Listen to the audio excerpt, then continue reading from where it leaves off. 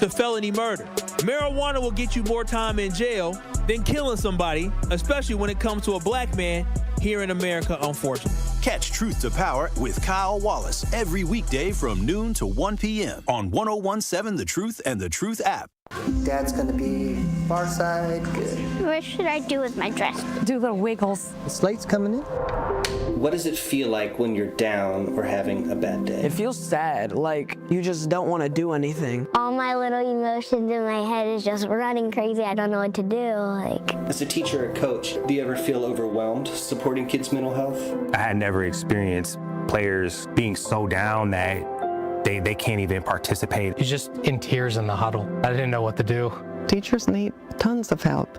Kids Mental Health Foundation offers educational materials to help guide conversations with our students. It's so important that we are constantly educating ourselves. It's the same as the CPR class to me. We're trying to save a life here.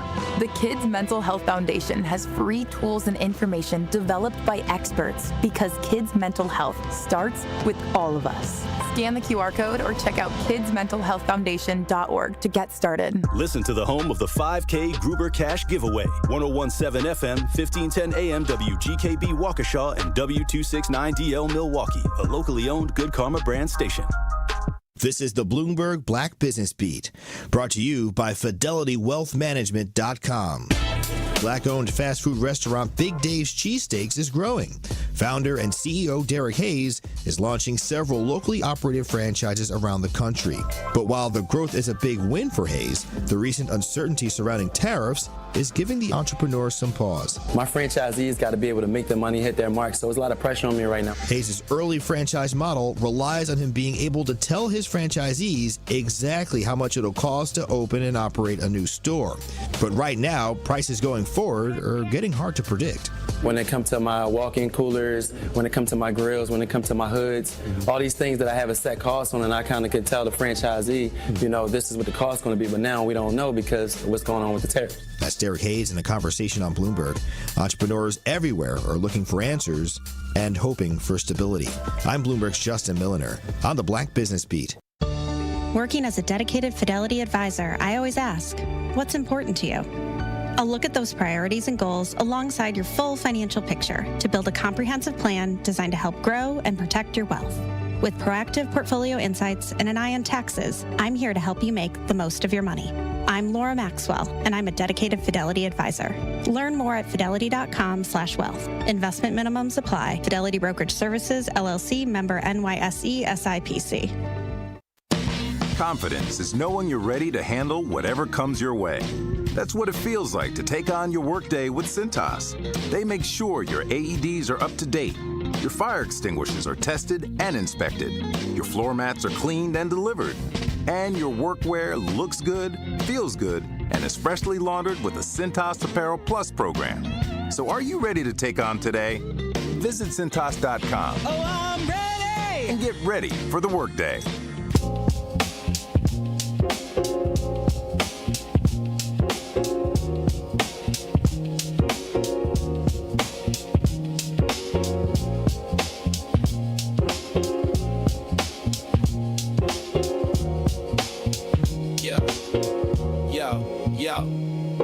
He steps to the mic with a boom, ping, ping. Wisdom sharper than a beast's fierce sting. Words like fireflies that light the night. He turns the dark into blazing bright. Boom, ping, ping, the truth takes wing. Milwaukee's voice, let the city sing. Boom, ping, ping, hear the freedom ring. Sherwin's the king, all the airwaves king.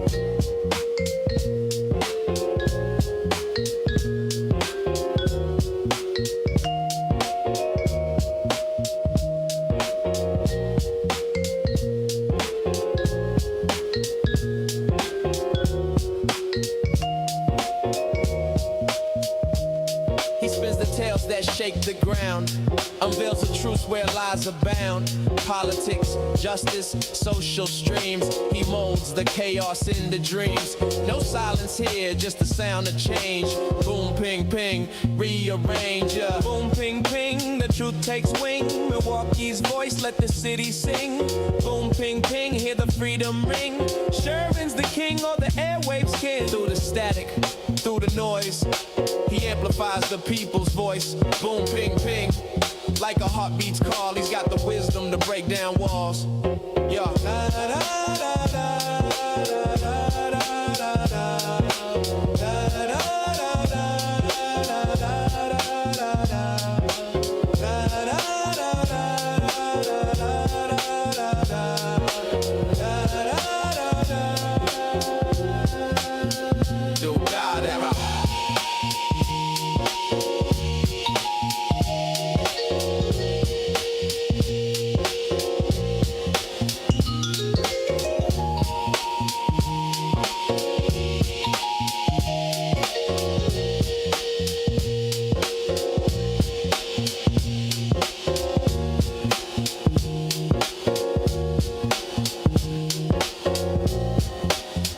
Good morning. Welcome to the program. Today is Wednesday, November 5th, 2025. Last night was a monumental night for Democrats. They won elections that, quite honestly, they weren't supposed to win. They picked up seats on the Georgia Public Service Commission, which had been held by Republicans since 2007. The city of Detroit, Michigan, elected its first African-American mayor. Proposition 50. We're going to get into details of all this, though. I just want folks to appreciate the gravity of this moment, and for individuals, including people like myself, that thought the extent of how far the American people would go, at least up until 2026, were just organizing and gathering for the No Kings protest.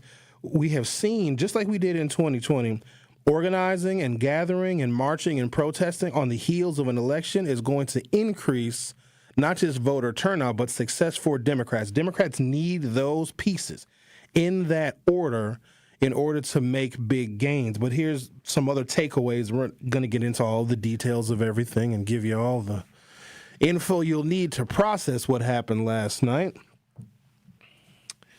The resounding defeat of the Donald Trump agenda.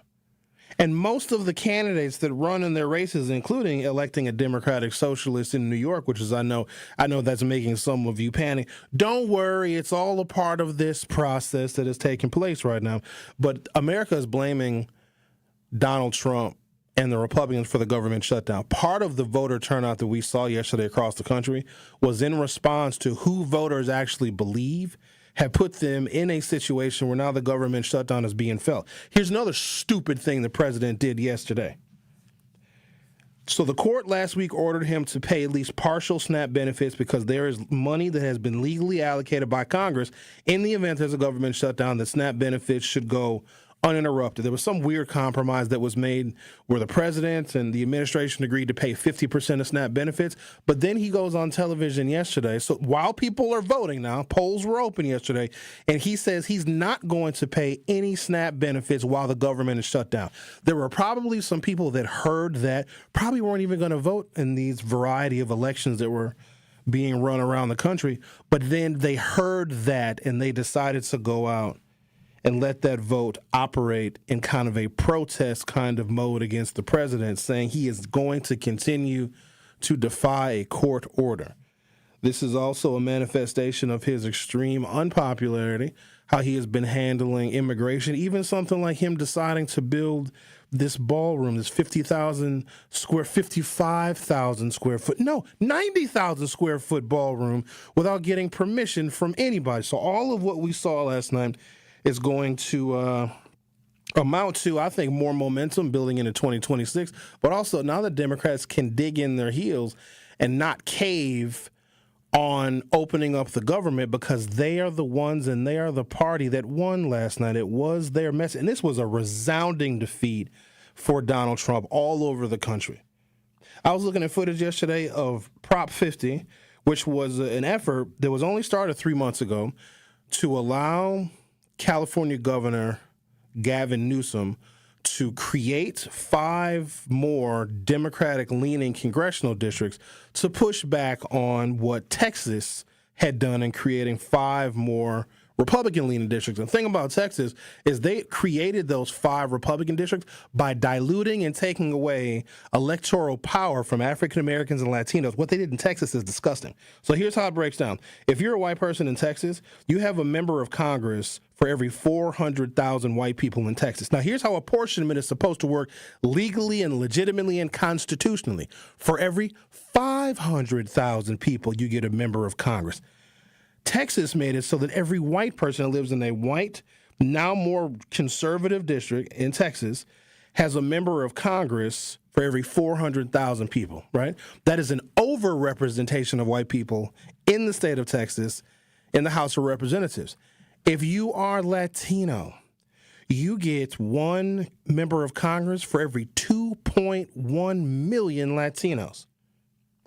White people in the state of Texas, because of their gerrymander, have 5 times the representation as someone who is Latino. But here's the worst part. If you are an African American in the state of Texas, you have 1 member of Congress for every 2.4 million people. Meaning, white people are 6 times more represented in federal legislation in the House of Representatives than white people are. So Gavin Newsom says, we're going to do our own thing. So they put together an effort. They raised some money. Barack Obama was out in California supporting Proposition 50, and it was a landslide. In fact, the polls were showing that Proposition 50 was going to win by such a margin. The Republicans stopped trying to stifle the effort because they wanted people to go out and vote no. Like 8 million people. Well, they're still counting the mail-in ballots in California, but something like 8 million people went out and voted on Proposition 50. I need you to think about this for a second. It's 2025. There was nothing else on the ballot in the entire state. There were no human beings on the ballot. You got to think about this. No person was on the ballot in California yesterday, and they said in Sacramento people were waiting in line for 2 to 3 hours to vote yes or to vote no. We have never seen anything like this. Now, because the victories for the Democrats were so robust, we're going to get into New Jersey, where the Democrat running for governor was actually supposed to lose. Mikey Sherrill was not supposed to win. She won that race by better than 10 points. A race in which the Republican was favored to be the next governor of New Jersey. The Democrat won. I think it might even be more than 10 points. But then there was something else that was baked into the cake last night. We looked at 2024 presidential election results, even though we shouldn't, because a 2025, not even midterm election, should not have any comparables to what happened during a presidential election. Because a presidential election, you're going to get maximum turnout. You're going to get same-day registrants. You're going to get new voters. You're going to get young people that just turned 18. There is no voter turnout in America like in a presidential contest, let alone when Donald Trump is on the ballot. Turnout is usually very, very high. There are some takeaways from a 2025, not even midterm election that is so promising for the Democrats.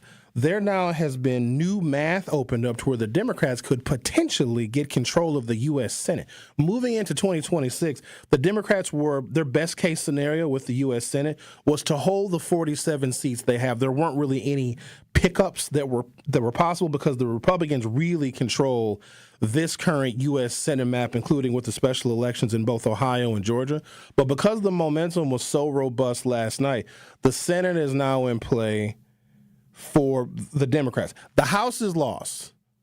There is almost no, I don't care how many more states need to gerrymander in favor of Trump, but here's the thing, states are not going to do it anymore. States saw what happened last night and where the Democratic momentum is, and now that Donald Trump he's more than unpopular. He is on the wrong side of the majority of the American people.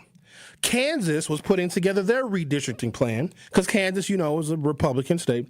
So Trump had asked the governor in Kansas to put together a redistricting plan that would give him a handful of newly drawn Republican seats. Here's what we found out last night. Kansas backed out of the proposal. Kansas said, no, we're not going to do it anymore. Dealing these blows to the president one by one. Probably the biggest story, Mamdani. Zohan Mamdani wins as a Democratic Socialist in the city of New York. We're going to play some sound and some video from the victories last night, but I want to dig in and give you guys what the actual implications of this monumental, not even a midterm election that took place last night. The implications are gigantic. So lots of coverage today. But also, I think this is an optimistic thing for people that have been bludgeoned by this administration, whether it be the immigration policy and the family separations. Nothing has gotten cheaper. Tariffs are hurting the American consumer. Inflation is hurting the American consumer.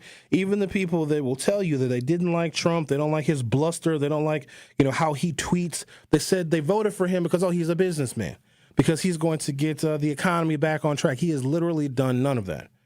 At the same time, he's building a 90,000 square foot ballroom. At the same time, refusing 2 court orders to fund SNAP. Here's something else that I come to find out. Guess who's building the ballroom?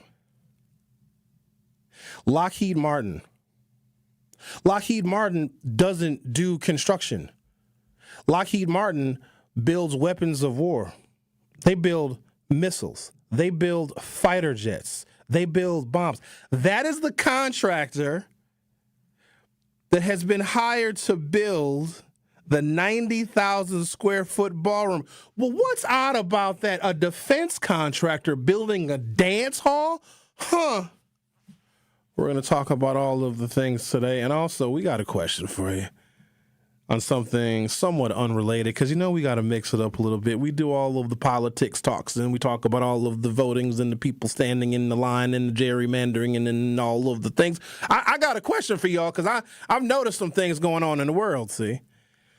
It has been brought to my attention that individuals who are coupled with someone else, whether you're married or dating or engaged or whatever, sharing your location with your significant other. What in the codependency is that? People actually do this. I did not know that. And maybe because I got the Android phone and I don't know if we have the location tracking. Like, I can make my location available for my friends on Snapchat, but I don't think that I have an application on my Android where I can just share my location with a person, because what the hell do I want to do that for anyway? You want to know where I'm at? Text me. If I don't reply, it ain't your damn business. So I come to find out that couples are sharing each other's location. That's a weird thing for me. So I want to talk about that as well at some point in the show. And there's also an option where you share your location with your significant other, but you don't want to. It's not by choice. Why does a grown adult need to track the whereabouts of another grown adult? I can understand parents tracking their children. I cannot understand children tracking their parents. Why do your children, I don't care if your children are 30 years old, why do your kids need to know where you are at all times? What if you want some hood rat stuff? And now they know that you're doing hood rat stuff because the location says hood rat stuff. So go to YouTube. Go to youtube.com or open up your YouTube app from your smartphone or other mobile device. Search 1017 The Truth. Hit subscribe, of course, and then participate in our poll, because I got to know why y'all letting people track your location. I thought we were all about like privacy, and people want to protect their privacy. I get it. You got a significant other. But what if you want to go to the mall because you want to get them a surprise gift? You can't even surprise them with stuff no more, because they're going to be texting you, what are you doing at the mall? What are you doing there? Why are you driving on 19th Street? Where are you? I would go insane. Even more insane than I already am. So go to YouTube and vote in the poll. On that note, I'm going to take a little bit of a pause for the cause. You're listening to The Truth with Sherwin Hughes on 1017 FM. I'll be right back. Don't touch that dial. The Truth with Sherwin Hughes will be right back on 1017 The Truth, The Truth app, and 1017thetruth.com. Need a way to hype up your day? This is Lorenzo. Lorenzo, you just won $5,000! What would you do with $5,000? That's sweet for a couple months. Yes! There you go. Yes. That just made me happy. Stay tuned into 1017 The Truth for your chance to be entered into the Gruber Law Office's 5K giveaway. For contest rules, visit 1017thetruth.com. Can we hold something? Y'all holler back at y'all. I got money now. From the biggest stars to the greatest moments, Behind the Bucks is Bucks history, like you've never heard it before. It's all on Behind the Bucks on the Bucks Plus audio network. Behind the Bucks is presented by Gallagher, your trusted insurance broker and HR and benefits consultant. Available now on bucks.com/plus, the Bucks app, the new ESPN Wisconsin app, and wherever you get podcasts. Talk to these people in terms of, how do I register for this program despite my reservations and my previous experiences of rejection? Yes, I tell anybody and everybody that you can buy a house. It may take somebody longer than the other person, depending on what your circumstances is with your credit and income and affordability, but you can purchase a house. The first step would be is to register for our program. You can come to our office, 7830 West Burleigh Street, or you can give us a call at 414-461-6330, or just go onto our website, hri-wi.org. Register for the first-time home buyer education workshop. That's going to be your first step to home ownership. During that class, you're going to learn everything that you need to know from A to Z, how to get approved for a house, how to look for a house and put an accepted offer, and how to close on a home. You are listening to The Truth with Sherwin Hughes on 1017 The Truth app, and We sent a 1017thetruth.com. message to every corner. We sent a message to every corner of the Commonwealth. A message to our neighbors and our fellow Americans across the country. We sent a message to the whole world that in 2025, Virginia chose pragmatism over partisanship. There you go. That was Ali Spanberger, the newly elected governor of the Commonwealth of Virginia. Virginia is a very particular case because it can and often does elect Republican governors. In fact, the outgoing governor, Glenn Youngkin, is a Republican and somewhat of a Trump supporter. He tried to distance himself from Trump because Virginia is a state that has probably more federal workers per capita and more federal contractors per capita than any other state. And Virginia borders on Washington, D.C. You know who was decimated by Doge? Virginians. Because so many people that live in Virginia and around the D.C. area work for the federal government, they saw their jobs completely eliminated. In fact, if you work for certain federal departments, there is no equivalent job out there in the private sector. So keep that in mind with tariffs, with the rising costs of everything, of food, of groceries. Rents are going up, and tens, if not hundreds of thousands of people that live in the Commonwealth of Virginia, one of the oldest state governments we have in the country, are left without work because of Donald Trump. Why would they want to vote for a Republican who's only going to be a rubber stamp for the policies that have Virginians now qualifying for SNAP benefits that the president said that he is not going to give to people that have earned them? So that makes all the sense in the world.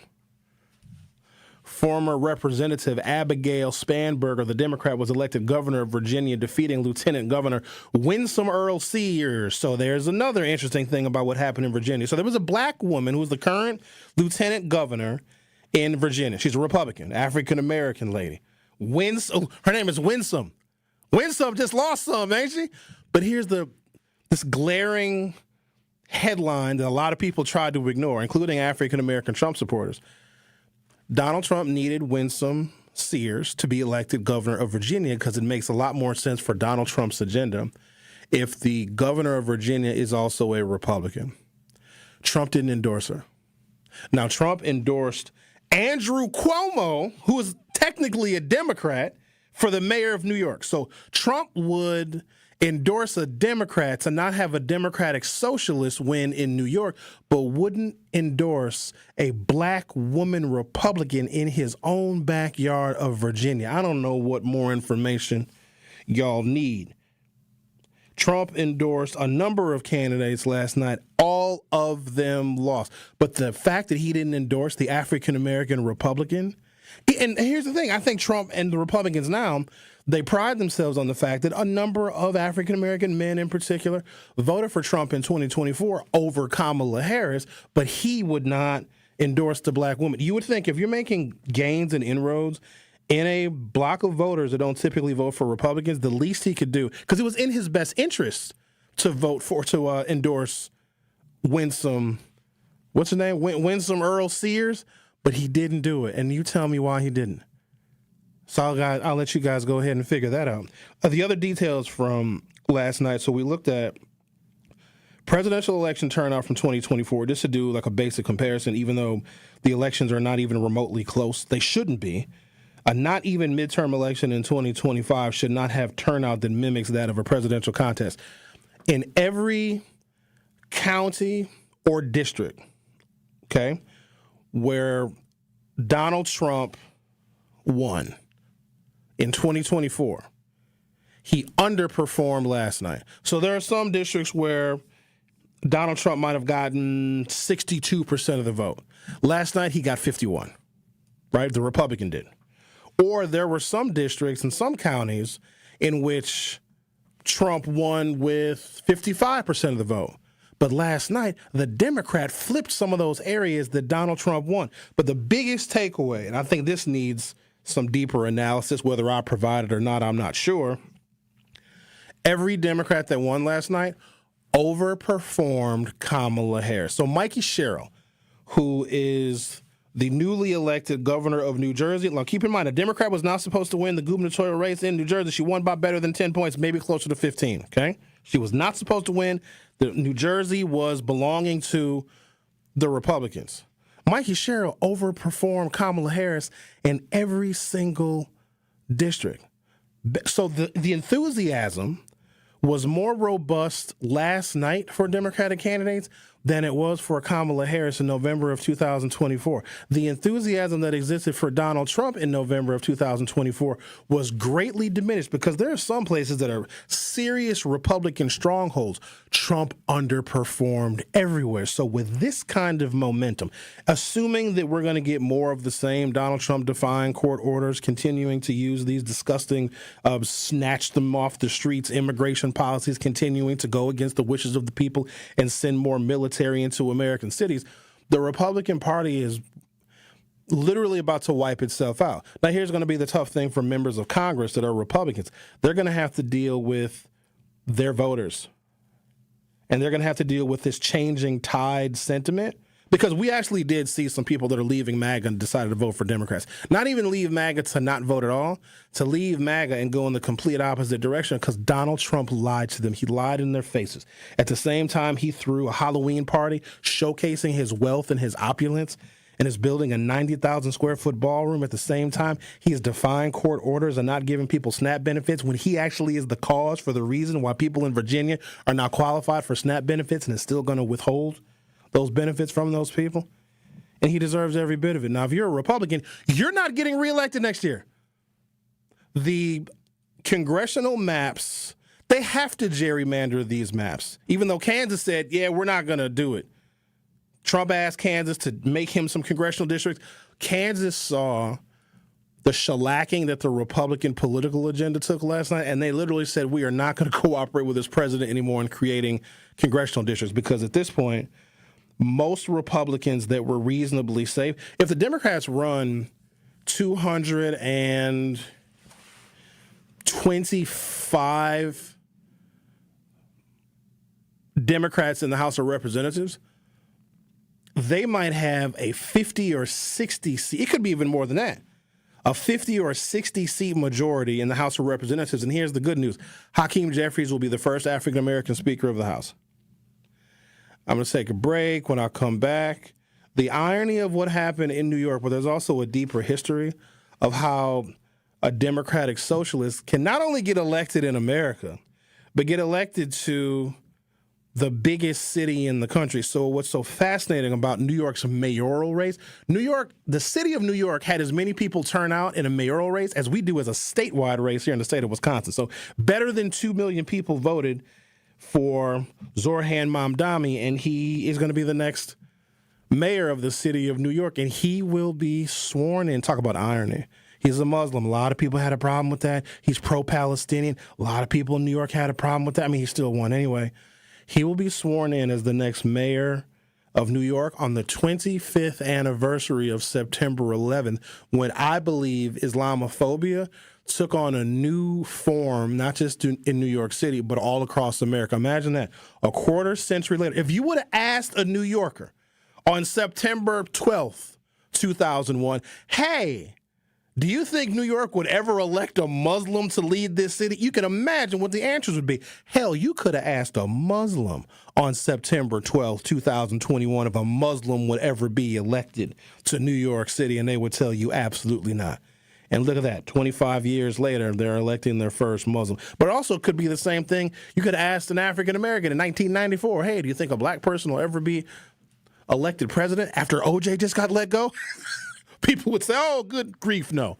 But then what, 23 years later? No, 13 years later, Barack Obama gets elected president. So I'm going to take a break, come back, talk to Brandon on the other side, see what his takeaways are from last night. The Truth with Sherwin Hughes. We'll be right back. The Truth with Sherwin Hughes returns after this on 1017 The Truth app, and 1017thetruth.com. Our children deserve a real chance to make it in life, and a good education is a passport to opportunity. At City Ford Collective, we're working to make sure there's a great Milwaukee school for every Milwaukee family, because more good options lead to better outcomes. And who doesn't want that? Together, we can give every child the foundation they need to thrive, and a stronger future for kids means a stronger future for Milwaukee. To learn more about our mission, visit us at cityfordcollective.org. That's cityfordcollective.org. Your big night deserves more than just music. Prom, homecoming, graduation, weddings, corporate gatherings. Every occasion deserves a soundtrack that elevates the moment. I'm Kyrie, DJ Reed Maniac Brooks, community leader and your dedicated DJ. From the very first consultation to the last track, I'll make sure every detail aligns with your vision. For more information about how you can make your event unforgettable, visit www.djreemaniac.com. That's www.djreemaniac.com. Make your event an experience with DJ Rhea Maniac.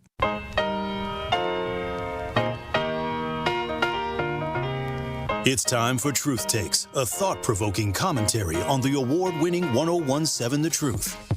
Here is Tory Lowe with his truth. It's official. July 5th is Tory Lowe Day in the city of Milwaukee and Milwaukee County. I am humbled to receive this proclamation from the mayor's office and the county executive's office. To me, this day represents life and purpose and being driven by passion to serve and empower others. It's about being unselfish and answering the call to help those in need and living life with intention. Despite challenges and obstacles, I remain focused on creating real change in my community, county, and state. This recognition isn't about me. It's about the collective efforts of those who supported me along the way. It's about the resilience and determination that defines my journey. As we celebrate this day, I want to leave you with a challenge. What will you do to create positive change in your community? Will you get out and volunteer, mentor, or simply be a support to a friend? Whatever it is, I urge you to take action. Together we can build a brighter future, one that's filled with hope, opportunity, and empowerment. I am honored to serve, and I am grateful for this recognition. Let's continue to uplift and support one another, striving for a better tomorrow. So what does Tory Lowe Day mean to me? Let's make a difference together. Let's stay committed to our purpose and keep pushing forward even in the face of adversity. I'm excited to see the impact we can make, and I'm grateful for the opportunity to serve alongside such an amazing community. Now, my question is, what does Tory Lowe Day mean to you? This has been Truth Takes on the award-winning 1017 The Truth. Listen to The Tory Lowe Show weekdays from 1 p.m. to 4 p.m.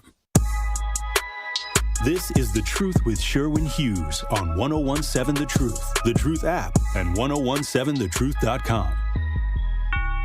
Especially after this election, where we chose, we're going to follow Lady Liberty's beacon. We're not going to give in to our darker impulses. Here in New Jersey, we know that this nation has not ever been, nor will it ever be, ruled by kings. So, New Jersey, to quote the boss, the future is now. Roll up your sleeves, let your passion flow. The country we carry in our hearts is waiting. That was Mikey Sherrill, the governor-elect of the state of New Jersey. This was a race that the Republican was supposed to win. As of right now, with 97% of precincts reporting, Mikey Sherrill has 56.2% of the vote. Jack Ciartrelli, I said that right, has 43.2% of the vote. The Democrat that was supposed to lose won the state of New Jersey's governor's race by 13 points. Let's talk to Brandon. You're on 101.7 The Truth. How are you? I'm good. How about yourself, Mr. Hughes? Doing all right. What's on your mind, Brandon? I had evaluated the elections yesterday. Of course, it was a sweeping victory for Democrats across urban centers. But what I think is lost on sort of the Democratic side is folks didn't vote for the Republican Party when they voted for Trump. They voted for Trump. This is why Trump carried Wisconsin, but the Republican candidate didn't win the state Supreme Court race. People split tickets when it comes to Trump. And I think when you speak about like general elections, in 2024, you were markedly wrong in regards to the outcome. And I think, that is a part of the miscalculation that the Democratic Party has when they pick their issues like LGBT issues, public schools, et cetera. They don't understand how they're alienating and almost segmenting their own party. So while they have won in 2025, anybody would say that there's a political pendulum that kind of swings back and forth, and it's swung very, very hard towards Republicans. So, yes, it's there's only two parties. You should be covering some ground, but that's not necessarily a mandate against Trump. That's not indicative of what will happen at the next general election, and that's, again, not indicative of where sentiments are in support of the Democratic Party, of course, in my opinion. Okay. Thank you. Awesome. No feedback today? Yeah, I'm going to give it with you off the air because you were just I think your response was emotional, and you tried to find a silver lining in the cloud of what happened last night. So what happened last night was, you're right, people did vote for Donald Trump, but also there were some people that were skeptical on Kamala Harris. And so Trump gets elected. He won every single battleground state. He won the popular vote. Okay, Trump, we're going to put you back in there. What are you going to do?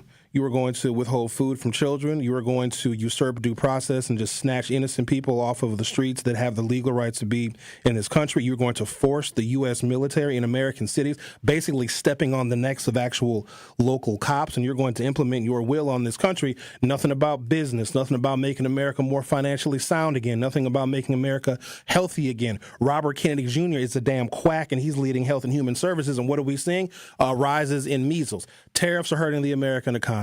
Doge basically laid off several 100,000 people in the state of Virginia, and the way that they reacted to Donald Trump's policies was to elect a Democrat there. They brought Donald Trump in hopes that the things that he is good at, deal making and managing the economy, that he would show and prove on that. Yep. He didn't. What happened yesterday is people said, okay, we gave him a year. What is his political agenda doing for the American people? How well did his campaign promises measure up to if Americans are doing better right now or if they were when Joe Biden was in office? And what's going to happen is, because Trump is not going to do an about face. Also keeping in mind, this showed that people are blaming him and the Republicans for the government shutdown. Because if they were blaming Democrats, Democrats would have been punished last night. So the momentum that the Democrats had last night is the beginning, the crescendo, which we all know in midterm elections, the party that is in the White House, they do get punished. Trump was punished before the actual midterm election where he is slated to be punished. So I agree. What you say is, Donald Trump is not on the ballot. Well, guess what? You're right, he wasn't. And maybe if he was on the ballot somewhere, it would have helped, but he's not on the ballot in 2026 either. Meaning these Democratic victories are going to be multiplied in the House of Representatives, and I do appreciate your call, Brandon.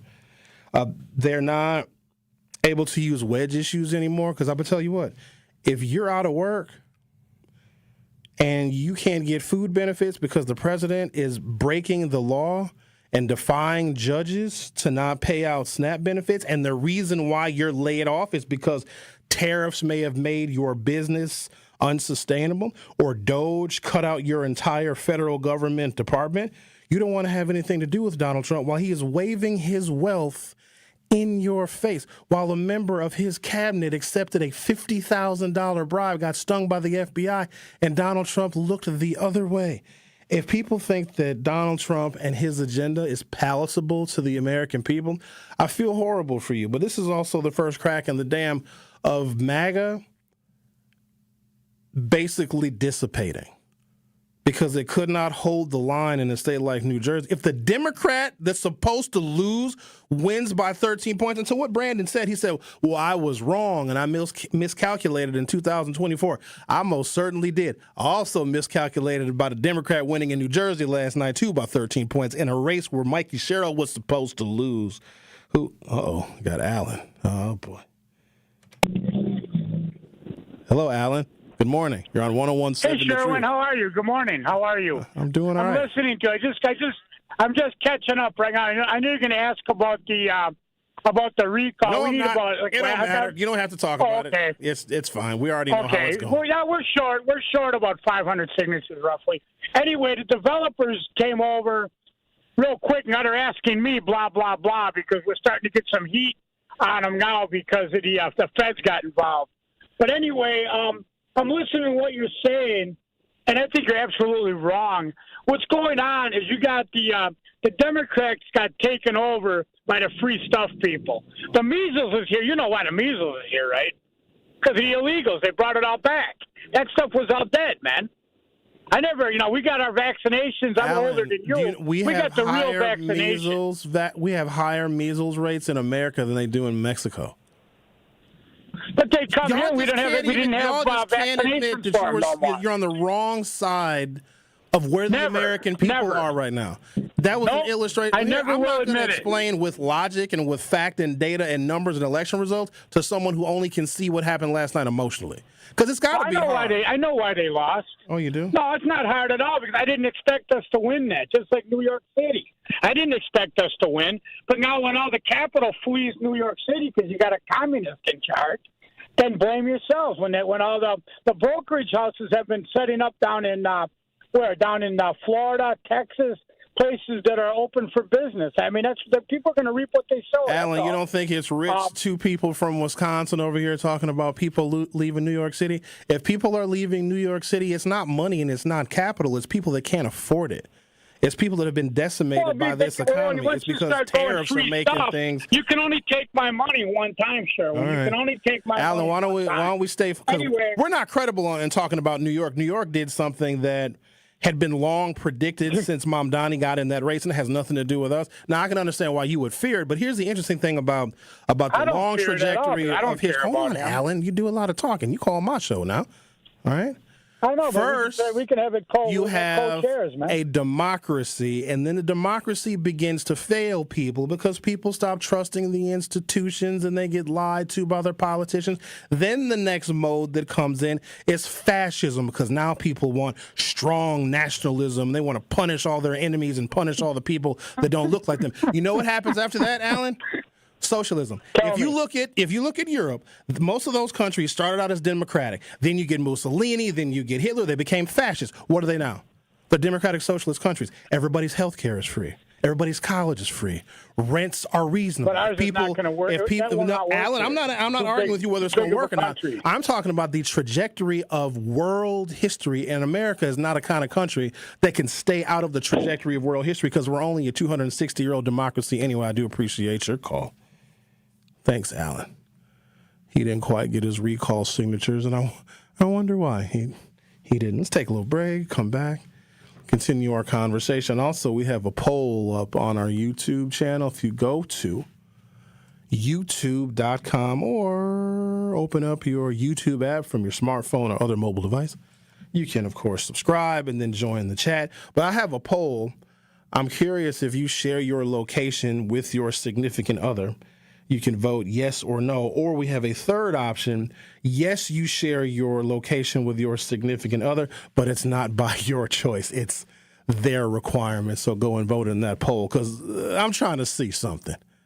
You're listening to The Truth with Sherwin Hughes on 101.7 FM. I'll be right back. Don't touch that dial.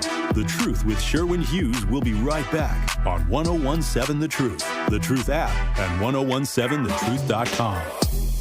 So let me ask you, when the government, and again, I'm doing the air quotes, tightens the belt, who's standing underneath the belt when it snaps back? This is The Truth Unfiltered with Denise Thomas and Dr. Ken Harris. Don't want you to agree. Honestly, should I be transparent? I don't really care if you agree. I, like you, want to be heard. Sundays starting at 7 on 620 WTMJ and Mondays at 6 on 101.7 The Truth. Host an unforgettable outing and create special memories with your crew at a Milwaukee Bucks game.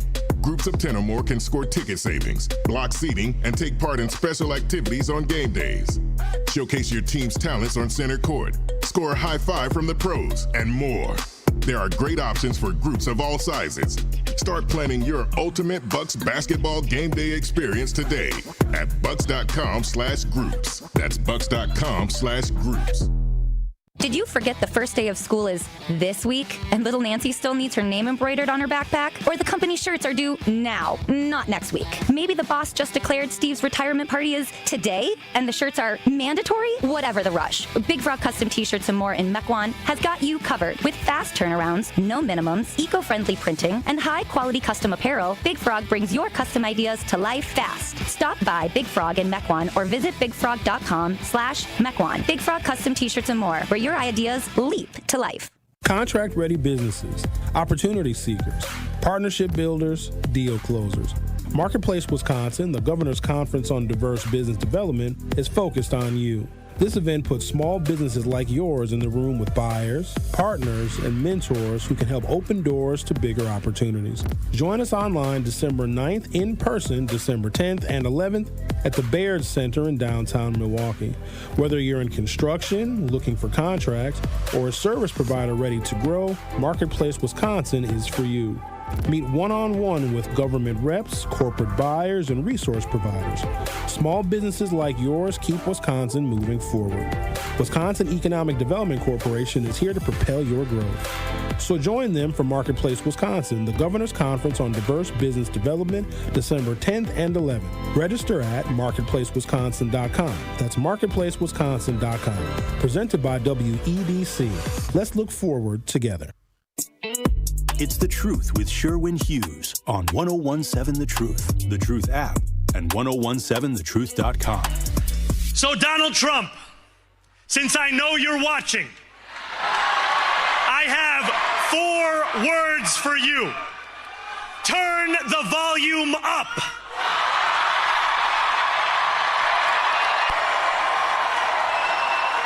We will hold bad landlords to account, because the Donald Trumps of our city have grown far too comfortable taking advantage of their There you go. Zoran Mamdani will be the next mayor of New York City, becoming the first Muslim and person of South Asian descent, as well as the youngest in over 100 years to hold the position. He's 34 years old. Damn! Quote, "The future is in our hands," Mamdani declared to roaring applause last night at a victory celebration in Brooklyn. My friends, tonight we have toppled a political dynasty. The 34-year-old, get this, Ugandan-born Democratic Socialist Muslim. He's African, born in Africa. Now, hold on. His parents, he's Indian, but he was born in Africa, so born in Uganda. Democratic Socialist, Indian, New York candidate just beat a political institution, Andrew Cuomo, who used to be the governor of the state of New York. The governor of the state of New York lost an election in a single city to a 34-year-old political upstart born in Uganda, Democratic Socialist Muslim. I know Cuomo mad as hell. But I think that also makes angry people that think white folks are going to control every facet of America. At the end of the day, in so many different aspects of our democracy, of our economy, white people in charge fail. Not only are they failing people of color, they are failing themselves and other white people. The majority of the people who are not getting their SNAP benefits do not look like me. They look like the people who have always been in control in this country, and they are failing those individuals as well. And people are starting to see through MAGA. This whole thing was about Donald Trump and what he can get, the wealth he can build, the monuments that he can erect to himself while leaving the American people in the lurch. Now, I know there's some people, and we heard from a couple of you guys find it interesting that the only people we've heard from today are Trump supporters. They're going to try and make sense of this, and they're going to try and defend this some kind of way, because everything that they believe in, all of the faith and the stock that they put in that man, the American people have rejected. Now, here's the thing. Some people are very stubborn, and when you make your mind up politically, and this is the direction you want to go in, and this is the candidate, and this is the agenda that you're going to, adhere to, it's really hard to see the American people on the other side of where you are. So at this point, you might as well just stay where you're at. You are very much on the wrong side of history. We've been trying to tell people that, but I think our messengers have been incorrect. Kamala Harris did her best. She thought we were all going to read Project 2025. I read like 7 pages of it. We didn't read it. Did you guys know that reducing SNAP and making it more difficult and making the eligibility requirements damn near impossible was also in Project 2025? Did you know that? We didn't even know that. Nobody knew that. The messenger of Kamala Harris was somewhat flawed in that her delivery did not resonate with enough people because we might have been so overcome by the optics of it. And then there was some identity politics stuff that was thrown in there as well. And, they really doubled down on, the LGBTQ stuff. And they're like, oh, you don't want your daughters playing against these transgender men when it comes to 7th grade basketball. First of all, 7th grade girls basketball sucks anyway. Maybe they do need some transgender boys to make it a little lively. Imagine if we could finally see dunking in girls' middle school basketball, but whatever. So a lot of people are like, oh, no, I don't want the transgender people to play basketball against my middle school daughter, even though people didn't even have kids in middle school. There are other things that people voted for. But the best messenger against the Donald Trump agenda, which is violating the law and the Constitution and violating court orders and starving children and snatching people, sometimes American citizens, off the street and using the military against their own people and shooting pepper spray in the heads of priests and other peaceful protesters. The best message against Donald Trump is himself. Leave him to his devices. Let Donald Trump govern the way he feels this nation should be governed, and people will reject him. Now, we can warn folks and we can tell people like, oh, he's going to do this and you're going to lose your benefits and your health care prices are going to go up. We can say that until we're blue in the face, even though I don't turn blue in the face. I don't really turn any color in the face. Guess I need another expression for black people. Doesn't matter what I say. It didn't matter what Kamala Harris said. It didn't matter what Joe Biden said. If you leave Donald Trump to his own devices, he is the only person that will benefit. And we are starting to see that, and I'm glad that the American people are beginning to wake up. I was quite honestly astonished by some of the results that I saw. I didn't really know how to make sense of the New York mayor's race, but they're so fed up with the rising cost of everything, because I don't think that we quite appreciate how expensive it is to live in New York. It is insanely expensive. Like, I've seen some of these YouTube videos where people will give tours of their really, really small apartments because there's no room left in New York. There's no space. That's why they got to build stuff taller, because there's no, available land. Other than Central Park, and quite honestly, I'm surprised they haven't developed that yet. So if you need to live in New York, you have to live in premium space because there is no more land to be developed. So that's why they have all the skyscrapers and the high-rises, because the only available space to live in New York is in the damn sky. And so there's these YouTube channels where people would give you their tours of their often roach-infested apartments, probably somewhere in or near Manhattan, where you can be on the toilet, lay in the bed, and fry an egg all in the same spot. Like these really tiny apartments. And then at the end of the YouTube video, they tell you how much they pay for rent. And most people are like, oh, this apartment can't be more than $350 a month. Can't be more than $400 a month. Oh, with utilities, maybe $525. $2,000 a month. Who can afford to live like that? In an economy that is not expanding because businesses can't plan their inventories when you don't know what tariffs are going to be. And I think there was a straw that broke the camel's back. Now, here's the other thing. A Zoran Mamdani couldn't win in Wisconsin. He could not have won any race in New Jersey. He could not have won even in places that are as liberal as California.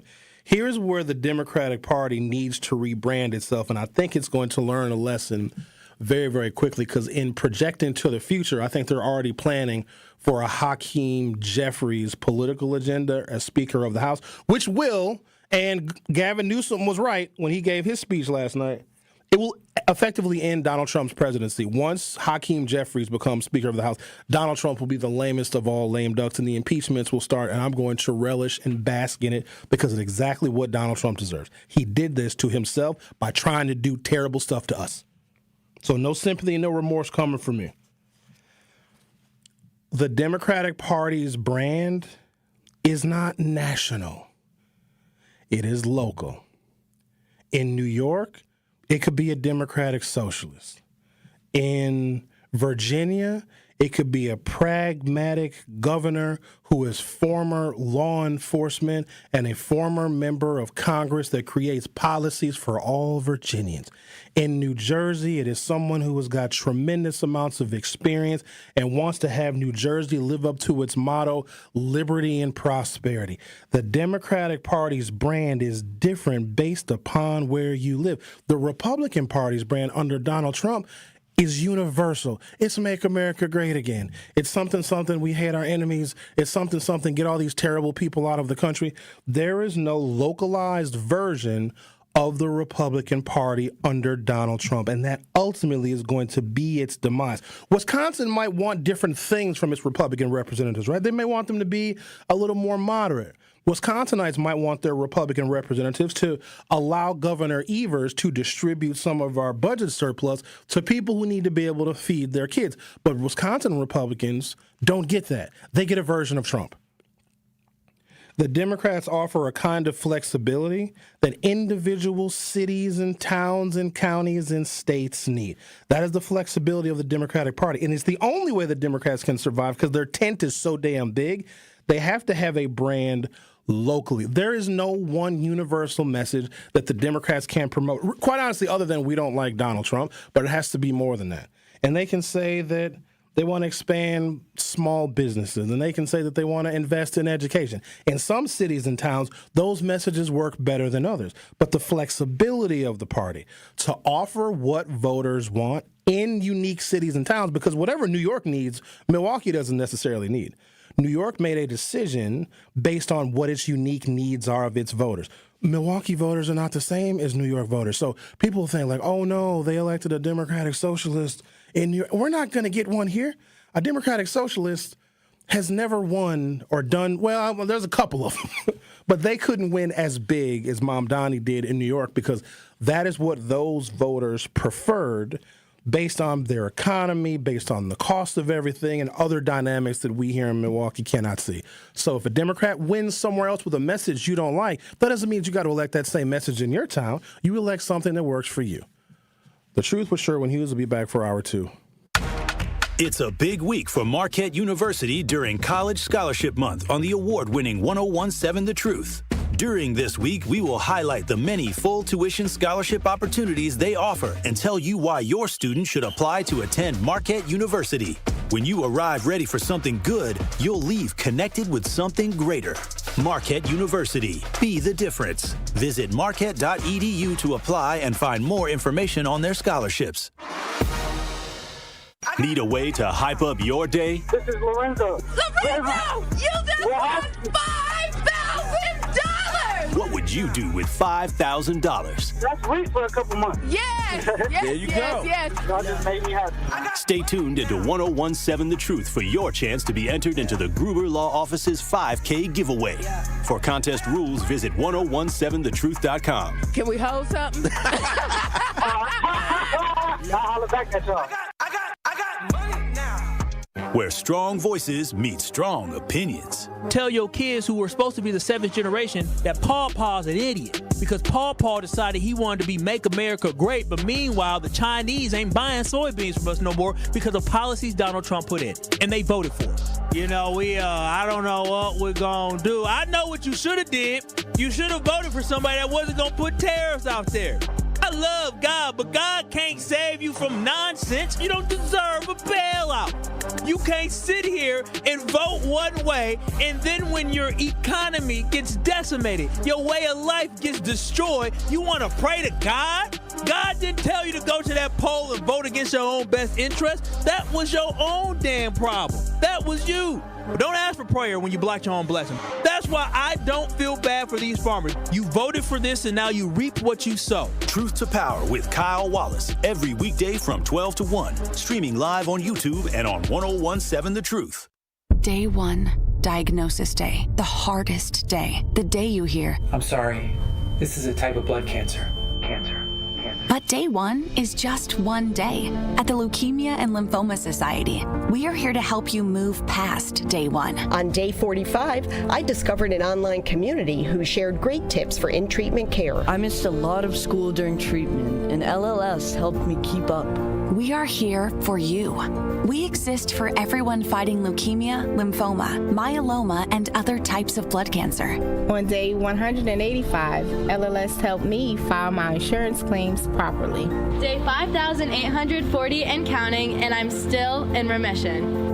To learn more and get help on day 1, day 2, day 983, or any day, please visit LLS.org or call 1-800-955-4572. That's LLS.org, 1-800-955-4572. Get the truth and nothing but the truth with Sherwin Hughes every weekday from 9 a.m. to 12 p.m. on 1017 FM, 1510 a.m. WGKB Waukesha, and W269DL Milwaukee, a locally owned Good Karma brand station. More of The Truth with Sherwin Hughes is next on 1017 The Truth, The Truth app, and 1017thetruth.com.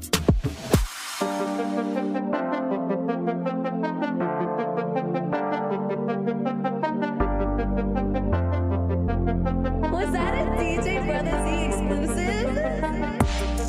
Welcome to Hour 2 of The Truth with Sherwin Hughes. Big night for the Democrats. And of course, people like myself have to read the tea leaves, mostly because I didn't expect a turnout to be what it was. More importantly, this is going to humble Kamala Harris because, you know, she's been out there on her book tour, throwing everybody and their mother under the bus, publishing conversations that she had in confidence with other Democratic leaders, because when she found out that Joe Biden was not seeking re-election, she made a series of phone calls to try and secure endorsements. And so one of the people that she threw under the bus was Gavin Newsom, which didn't make any sense to me because they had known each other for decades. He used to be the mayor of San Francisco. I think she also was a DA in San Francisco. She, of course, was a U.S. Senator from California. She was the Attorney General from California. He goes on to be the governor. So Gavin and Kamala know each other, have known each other for a long time, and had a great relationship, right? So she says in the book, and then she has said this in a number of interviews she's given, that her first call or text was to Gavin Newsom to try and get his endorsement. He said that he was hiking and he would call her back, okay? She was offended by that. And so when Gavin told his side of the story, because I saw an interview with him over the weekend, because she's just out here saying, oh, Gavin didn't support me, initially and blah, blah, blah, blah. First of all, the man is on a damn hike. You can't just keep his good looks and not go hiking. So he's hiking. He was like, hey, and he also said to her, you already have my support. There's other phone calls that you need to make. And then Gavin said while he was hiking, he sent a message to his staff to put out a press release supporting and endorsing her. And before he got done hiking, his press release endorsing Kamala Harris was already out. But she was so mad and so petty that while he was on his hike, he didn't stop his hike just to talk to her. She already had Gavin's support. But those little petty things that she is doing. She saw the election results from last night as well. Everywhere where she won or performed well last night, where there was an election, the Democrats outperformed her. So if she won a particular county by 62%, Mikey Sherrill won it by 70%. If there was a county that Kamala Harris won by 55%, Abigail Spanberger won it by 74%. Kamala Harris underperformed. Now, the same is true for Trump. If Donald Trump won an area by 62%, last night, the Republicans still carried that area by a much smaller margin. MAGA is shrinking, and the Democratic coalition is broadening. And you know what? In the Big Tent, to the extent that there are people that want a Democratic socialist, somebody should run as one.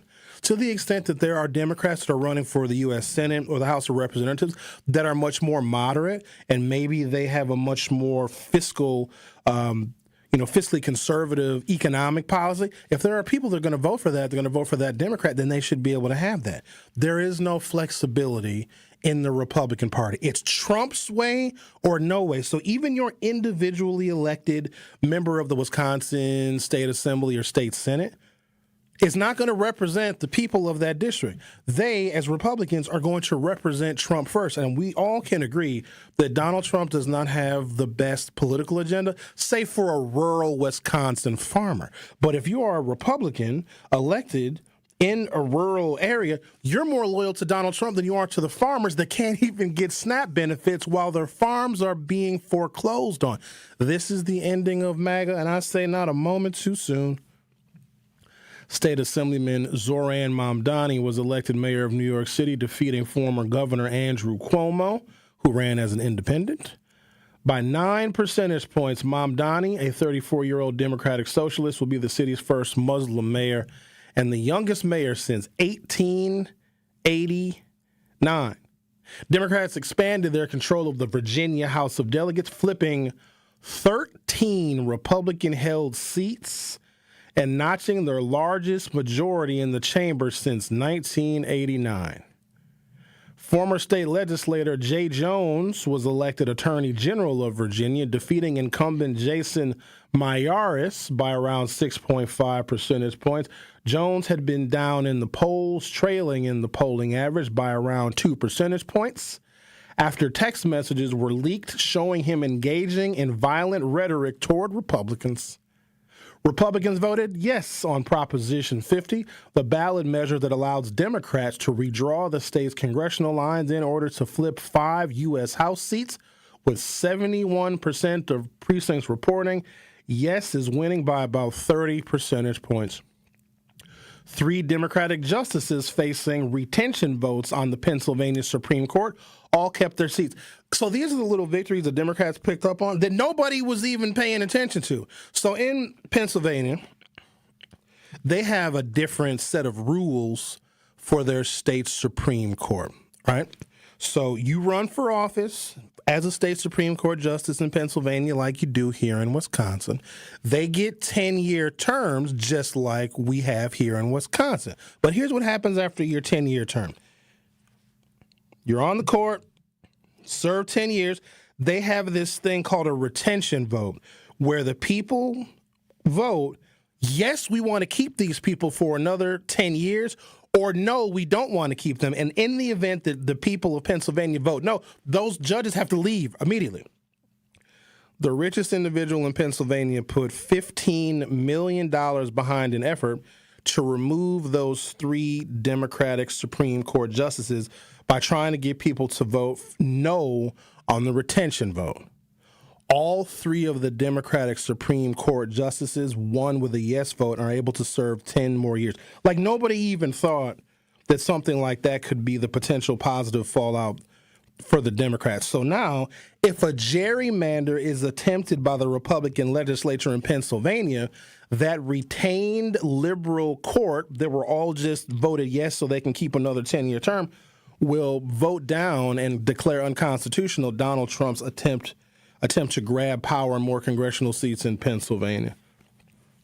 Democrats flipped 2 seats in the Georgia Public Service Commission. Nobody was paying attention to the damn Georgia Public Service Commission. You know where Republicans won? And we had to look hard. The only victory worth mentioning where a Republican won last night is like the county executive of Long Island, New York got reelected. The Republican county executive of a single New York county was reelected. I don't even know if they had an opponent, but that was it. Democrats flipped 2 seats on the Georgia Public Service Commission, the low-profile state body that regulates utilities, with each of the party's candidates defeating Republican incumbents by more than 20 percentage points. When Democrats are winning on a public service commission in Georgia, like a public service commission like has its roots in like the Klan. Like that's where like racist white supremacists would take control of these itty-bitty tiny units of local government just to find these minute ways to make life more difficult for black people. They lost those seats, and they lost by 20 points. It was Democrats' first non-federal statewide win in Georgia since 2003. Maine voters approved a ballot measure creating a, quote, red flag law, allowing families to petition a judge to temporarily take away the firearms of a troubled relative, and defeated a ballot measure that would have required voter ID and limited mail-in voting. So Republican-backed agenda items in Maine failed as well. Where else? Colorado voters approved a pair of ballot measures aimed at funding free school meals for all public school students. The Republicans in Colorado were against free school meals for children. Of course, that ballot measure in Colorado passed with flying colors. What happened in Texas? Texas voters approved a pair of ballot measures affirming parental rights and a citizenship requirement for voting. So I guess that's a win for the Republicans. Democrat, let me take some time with this name, Ghazala Hashmi was elected lieutenant governor of Virginia, becoming the first Muslim woman to win statewide office anywhere in the U.S. Y'all need to watch out for the Muslims. They coming. The Muslims, they're finna have all y'all not eating bacon no more. The Muslims gonna have all y'all praying 5 times a day. I think it's fantastic. In a nation that for decades prided itself on its Islamophobia is now electing people who believe in Islam. And America should, let me tell you why. Freedom of religion. Even the old white dudes that wrote the Declaration of Independence and the Constitution was like, no, you should be able to be the Protestants and the Catholics and the Episcopalians and the Methodists and the Satanists if you want to be. You can be an atheist. Religion should not have an outsized influence or impact on public life. So people of all religions should be able to run for office and win. And finally, now it took us a couple of 100 years, but we're not judging someone negatively by their religion. Here's the thing about Kennedy in 1960. You know what the biggest strike against him was? Because he almost didn't win. John Kennedy beat Richard Nixon in 1960 by the equivalent of 1 vote per voting ward in America. It was one of the closest elections in American history. And here's what the prevailing sentiment was at the time. It wasn't that John Kennedy was, in favor of civil rights. I mean, that played somewhat of a role. But him having Lyndon Johnson, a redneck Texas Dixiecrat, as the running mate for Kennedy kind of balanced out and gave some solace to the races. People didn't want to vote for Kennedy because he was a Catholic because they thought that he would take his political instruction from the Pope. What kind of mess is that? But that was the biggest strike against John Kennedy in 1960, the fact that he was a Catholic and might take his political guidance from the Pope. But you know how long America has been celebrating? I just found this out a couple of weeks ago. How long America has been celebrating Ramadan. Ramadan is the Muslim holiday where they don't eat for a long time. It'd be hard for me to be a Muslim because they fast from sun up to the sundown. I'm just saying I could do it, but I'd probably sneak a candy bar or something.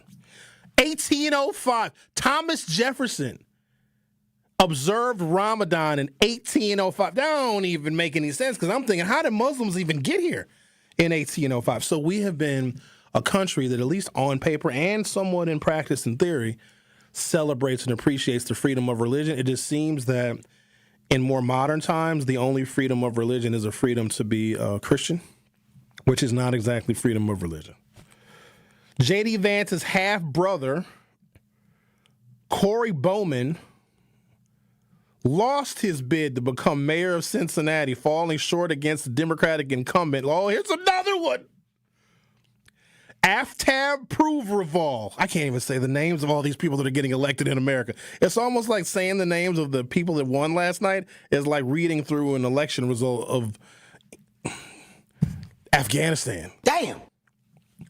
J.D. Vance's half-brother, Republican Corey Bowman. Hold on, man. So you mean to tell me that the current vice president of the United States couldn't carry his half-brother across the finish line in Cincinnati? Even J.D. Vance's half-brother lost to a Democrat in Cincinnati. It was a great night for Democrats. If you're looking for a positive outcome for Republicans from yesterday's elections, you might be searching a little while unless you count, here it is, a Trump-backed county executive being reelected on Long Island. In addition to running the table in the races above that we just mentioned, some Democrats by very large margins.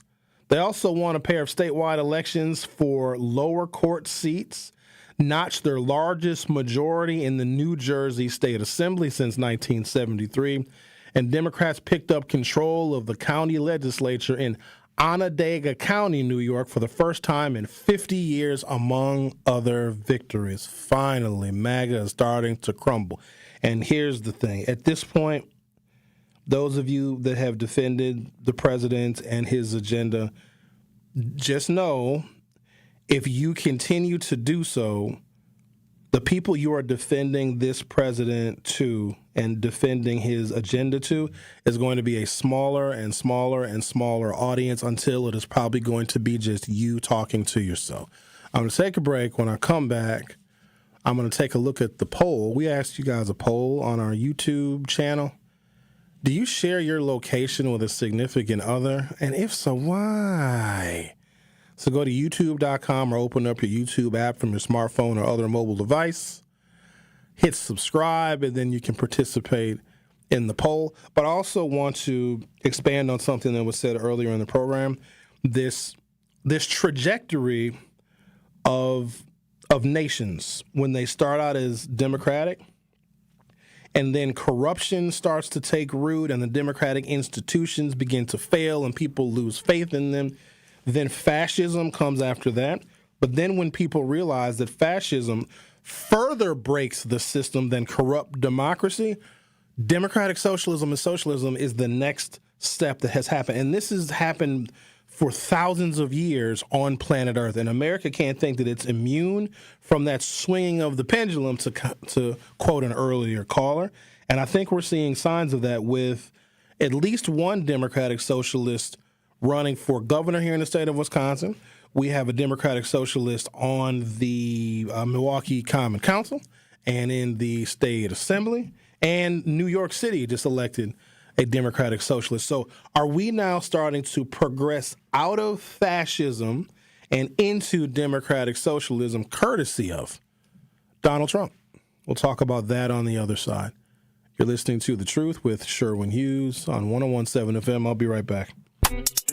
The Truth with Sherwin Hughes returns after this on 101.7 The Truth app, and 1017thetruth.com.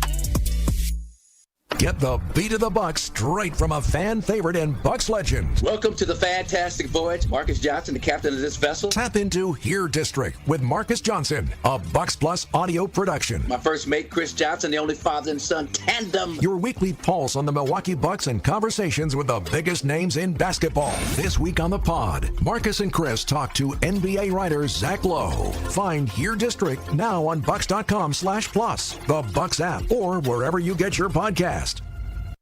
This is Sherwin Hughes from 1017 The Truth for Axe Housing. Are you tired of paying a landlord rent when you should be paying yourself? Do you want to leave a financial legacy, or would you like to have a stable place to call home? Well, it's time for you to start on the path to owning your own home instead of renting.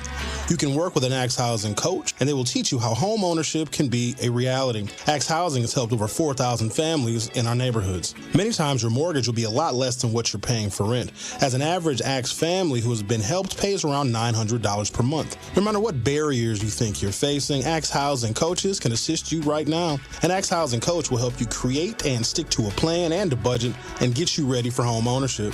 If you're not dreaming of home ownership by now, you certainly should be. Let's make it a reality with Axe Housing. Get started on a virtual orientation by clicking on axehousing.org. That is ACTShousing.org.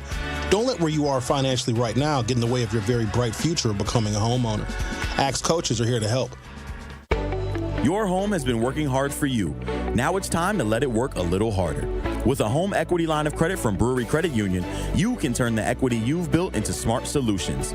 Pay off high-interest debt, remodel your kitchen, or take care of life's unexpected expenses with flexible access to funds when you need them. Apply today and put your home's value to work for you. Visit brewerycu.com or stop by Brewery Credit Union. Equal housing lender. Federally insured by NCUA. Hi, I'm Brittany Miller from Big Frog Custom T-Shirts and more. Custom T-shirts, sweatshirts, jackets, hats, you name it, we can do it. Big Frog Custom T-Shirts and more is family owned and all about celebrating life's big moments. Maybe it's a milestone birthday, a celebration for your child's first goal, or that work fundraising event. We are everyone's printer. No minimum orders, affordable designs, and help straight from me and our team. We're the one-stop shop for all your custom needs. Start your project today at bigfrog.com/Mequon. Students learn best when they can put their knowledge into action. JA's Stock Market Challenge teaches high school students how to analyze stocks and how current events impact value. Thanks to RSM, our partner that makes this program possible. It's just one of many ways JA brings learning to life. To learn more, visit wisconsin.ja.org. Join Marketplace Wisconsin on December 10th and 11th, where contract-ready small businesses meet buyers, partners, and mentors. Register now at marketplacewisconsin.com. That is marketplacewisconsin.com. Wisconsin's own Gruber Law Offices. One call, that's all. You are listening to The Truth with Sherwin Hughes on 1017 The Truth, The Truth app, and 1017thetruth.com.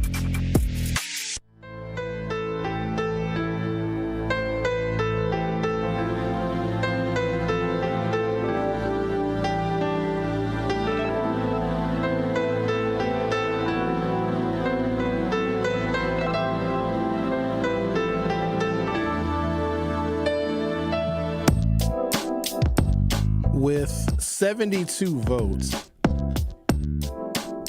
33% of you share your location with a significant other.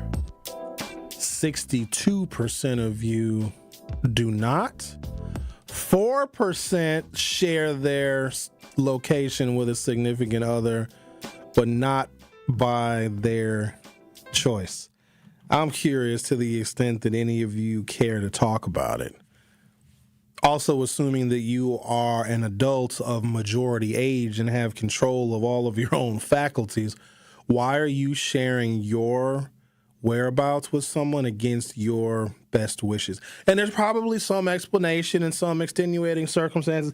I'd imagine maybe somebody was unfaithful and there's a lack of trust in the relationship, and to make the offended partner feel more secure, the offending partner shares their location. I don't know how that's going to help anything, because you can still cheat and have your location tracked. It's just very possible to do that. But also, and I'm not trying to tell you how to run your relationships, because Lord knows you do not want to take advice from me. But if the trust has been so broken that another adult human being needs to track where you are, or vice versa, do yourself a favor and get out of that relationship and live more freely with somebody that you actually can trust. That's all I'm going to say to you. I'm not telling y'all to change anything that you're doing. I just find it unnecessarily intrusive, because we're tracked everywhere anyway. We're on security cameras and surveillance cameras, and if you go to somebody's house, you're on a Ring camera. Everybody has a cell phone camera. And there used to be a point in time where we valued our privacy. Like now there's red light camera. There's cameras all over the place. You walk into a store, you're going to be on film. Police officers are wearing cameras as well as cameras all over the place. Why do you need to alert another person of your whereabouts? Now I can see if you, I don't know, going into a dangerous situation or something. Hey, you're going to the depths of hell. Turn your location on in case I need to rescue you. I know where you're at. But just as a matter of turning your cell phone on and then your location is being tracked by another person, I don't quite understand that. Because what if you don't want anyone to know where you are? And also, wouldn't somebody just show up and think that, like, oh, I'm going to surprise them. They're at the coffee shop. What if they want to go to the coffee shop to get away from you? Like, that just reeks of a weird kind of codependent insecurity that it would make me feel uncomfortable. And I'm not trying to shame anybody, even though I'm sure some of you do feel shame, especially the 4% that are being tracked, but you don't want to be. I just find it a little bit intrusive. And also, like, I might want to just take some time, right, as an individual. I don't know, go down by the lake, go for a drive or something, maybe go for a walk. You know, it's fall. We have our fall leaves that are hanging around a lot longer than normal, so we're able to enjoy the fall color changing of the leaves. And I want to be able to do that. And then, because the worst thing you can say to me, where were you at? Like, I'm offended at the idea of somebody asking me where I was at. Do y'all remember back in the day? If you're black, you're going to remember this. You got so offended by somebody asking you where you were. Remember what we'd say? In my skin. That's what we would say. Like, kiss my ass. Don't ask me where I was at. If I want you to know where I was at, you'll be the first one I tell. But if I don't tell you, don't ask. And now it's just become common. Doesn't it make you feel the slightest bit uncomfortable? When you're grown, you're an adult. You might even have grandkids. And somebody is asking you when you come home, whatever, where were you at? It sounds so accusatory. You know, maybe you start with something like, oh, how was your day? Like, if I want to know where somebody was, I would rather let them tell me in the course of me talking to them about their day. Now, hold on, though. But if they don't tell me where they were at throughout the course of us talking about how their day went, see, now I'm going to be insecure. You see how that breeds a kind of instability in a relationship? Zach said, and Zach is producing today. Hello. Zach said that you allow, like, friends and non-significant others to track your location, but you don't necessarily do it for a significant other, right? Correct. Because I can imagine if you are DJing, which has got to be difficult on your love life, because, you know, women are throwing panties at DJs left and right, front and center. And for the Lord. And you might be at a gig, whatever, and maybe you didn't talk to the girl that you're seeing. You had a busy day, right? You had to produce a bunch of radio, and you had to do a bunch of stuff around here. You got to get to the crib. You got to get your equipment. Can't forget your aux cord, right? If you get your aux cord, your life is over. And so you're hustling and you're doing all this stuff, and then you go to a gig, and then your girl or the woman that likes you that is tracking your location, like, oh, I know he ain't at some damn club kicking it, partying. Now she gonna show up, and she's showing up out of malice. That's what I don't quite understand. We take another look at the poll with 74 votes. 62% of you do not allow your significant other to track your location. 34% of you do.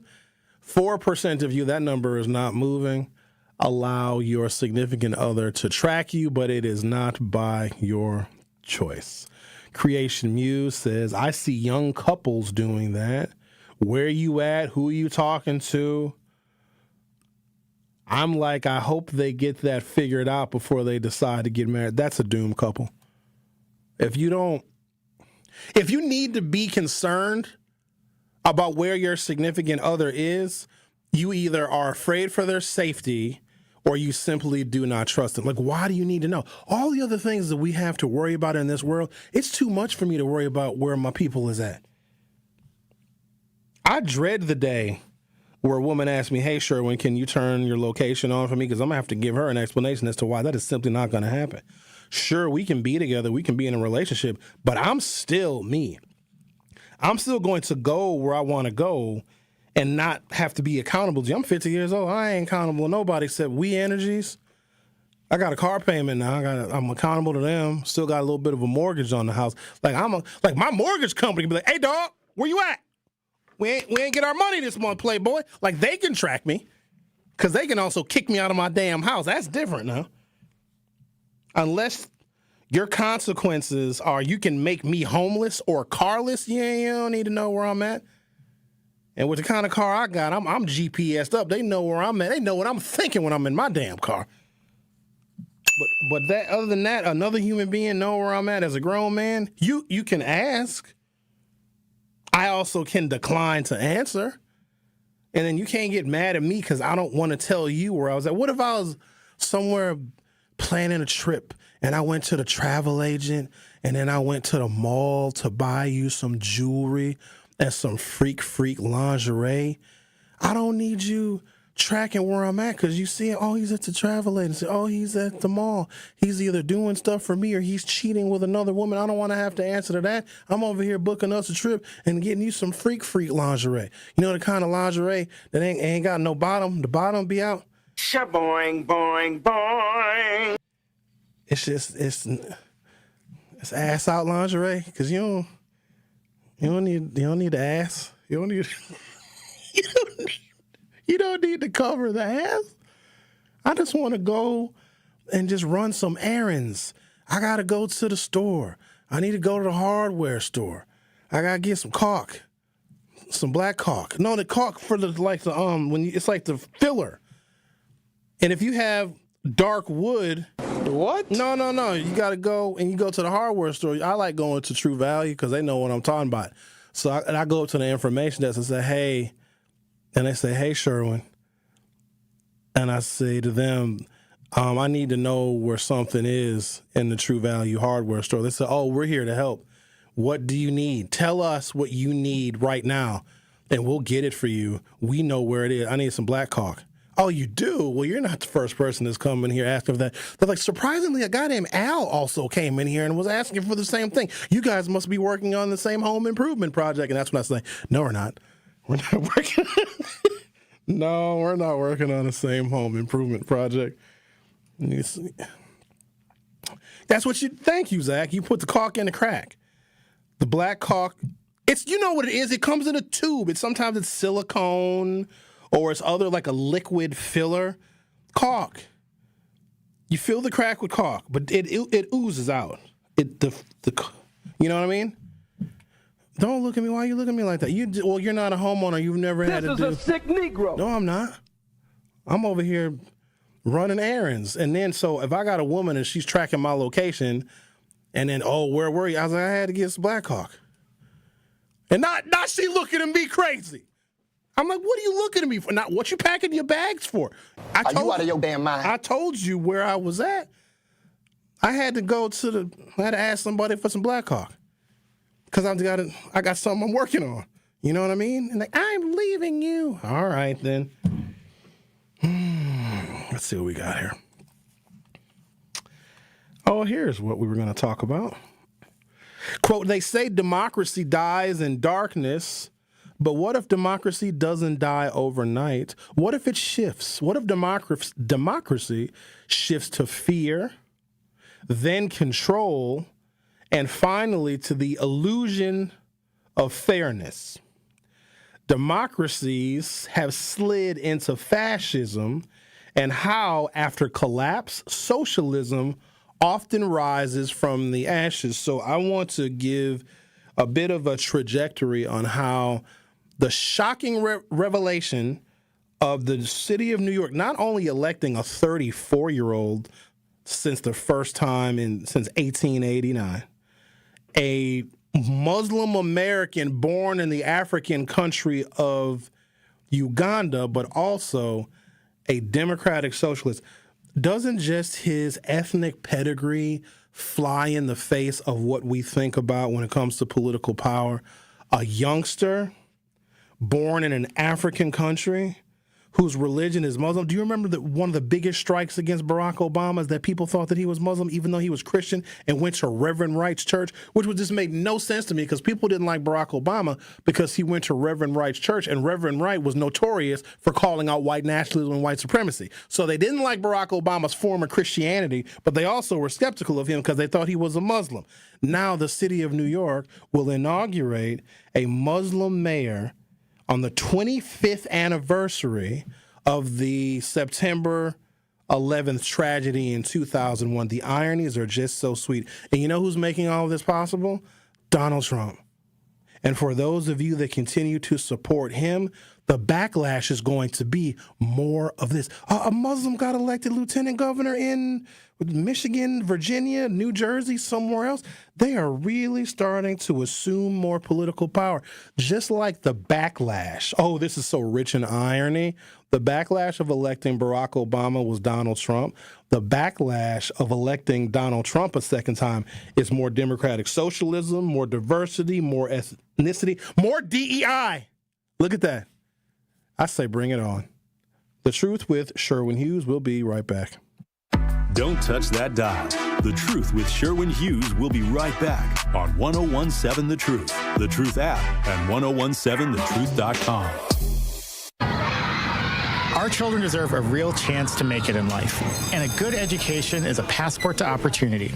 At City Ford Collective, we're working to make sure there's a great Milwaukee school for every Milwaukee family, because more good options lead to better outcomes. And who doesn't want that? Together, we can give every child the foundation they need to thrive, and a stronger future for kids means a stronger future for Milwaukee. To learn more about our mission, visit us at cityfordcollective.org. That's cityfordcollective.org. Here's a dose of reality. Driving under the influence of prescription painkillers is just as illegal and just as deadly as driving drunk. In fact, there are nearly 2,000 drug-related crashes every year in Wisconsin. Help prevent drugged driving, and let's achieve 0 preventable deaths on Wisconsin roadways. Driving on pills kills. Sponsored by the Wisconsin Departments of Health Services, Transportation, and Justice.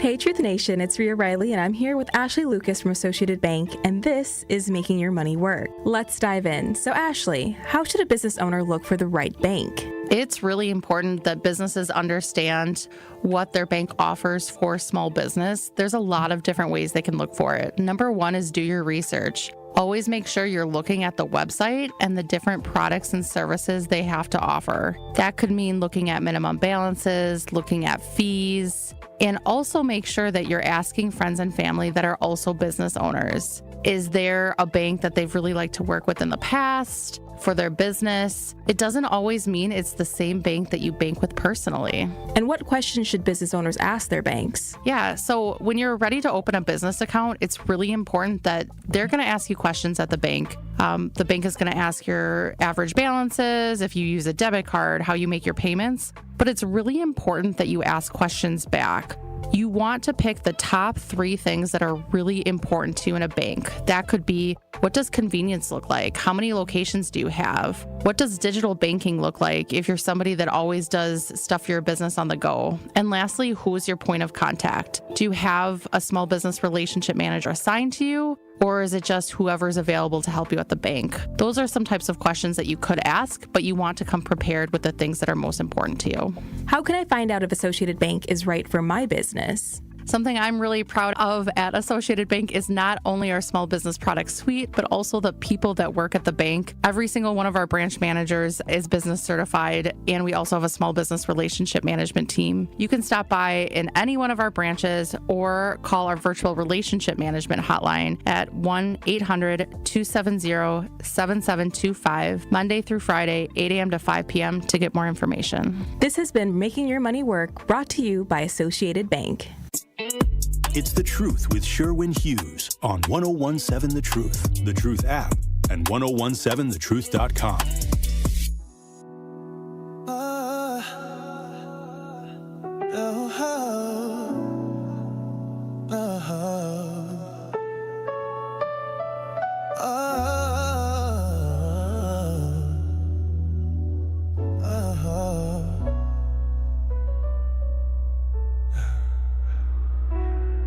song about opening someone up, a feeding their moment joy. A song about opening someone. I don't even really know what this means. Opening someone up and feeding them almond joy. I don't quite understand what that means. Zach, you want to say that on the air since we over here? Opening up, the legs and feeding them that almond joy. All right. Well, we made a song out of it, and it's actually surprisingly popular on YouTube, which is insane. Oh, look at that. Hey, how are you doing today? I'm doing wonderful. How you doing? Happy Hump Day. Hey, happy Hump Day to you too, Al. Hey, my question, with the way the administration acting, don't they act like a bunch of unhinged drug addicts who got some bad drugs? If you look at how everything is going on, like, the ICE agents can't pass the drug test. They all effed up. It's like they all acting like a bunch of people with bad dope, on some bad dope. Yeah, that's one way to look at it. Yeah, you're right. They got some bad dope. Mm-hmm. Yeah, that's how they acting. But I had to just call and ask you that information, and I know a lot of you Republicans is listening. They are. But I know they're not gonna say nothing, just like the Republican who fell asleep with the car running with the straight shooter with his foot hanging out the window at the red light. They acting like a bunch of unhinged drug addicts. But I just wanted to, call in and say that. And almond joy, what is it when you open somebody up wide open? What is an almond joy? What is that? Candy bar with coconut and with what? Nuts. There you go. That's what you feed them. See, that's the best part. Nuts. That's the best part when you open them up. You feed them. But I'll let you say the last word.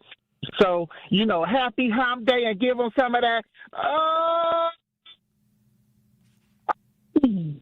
almond joy. Have a good day, everybody.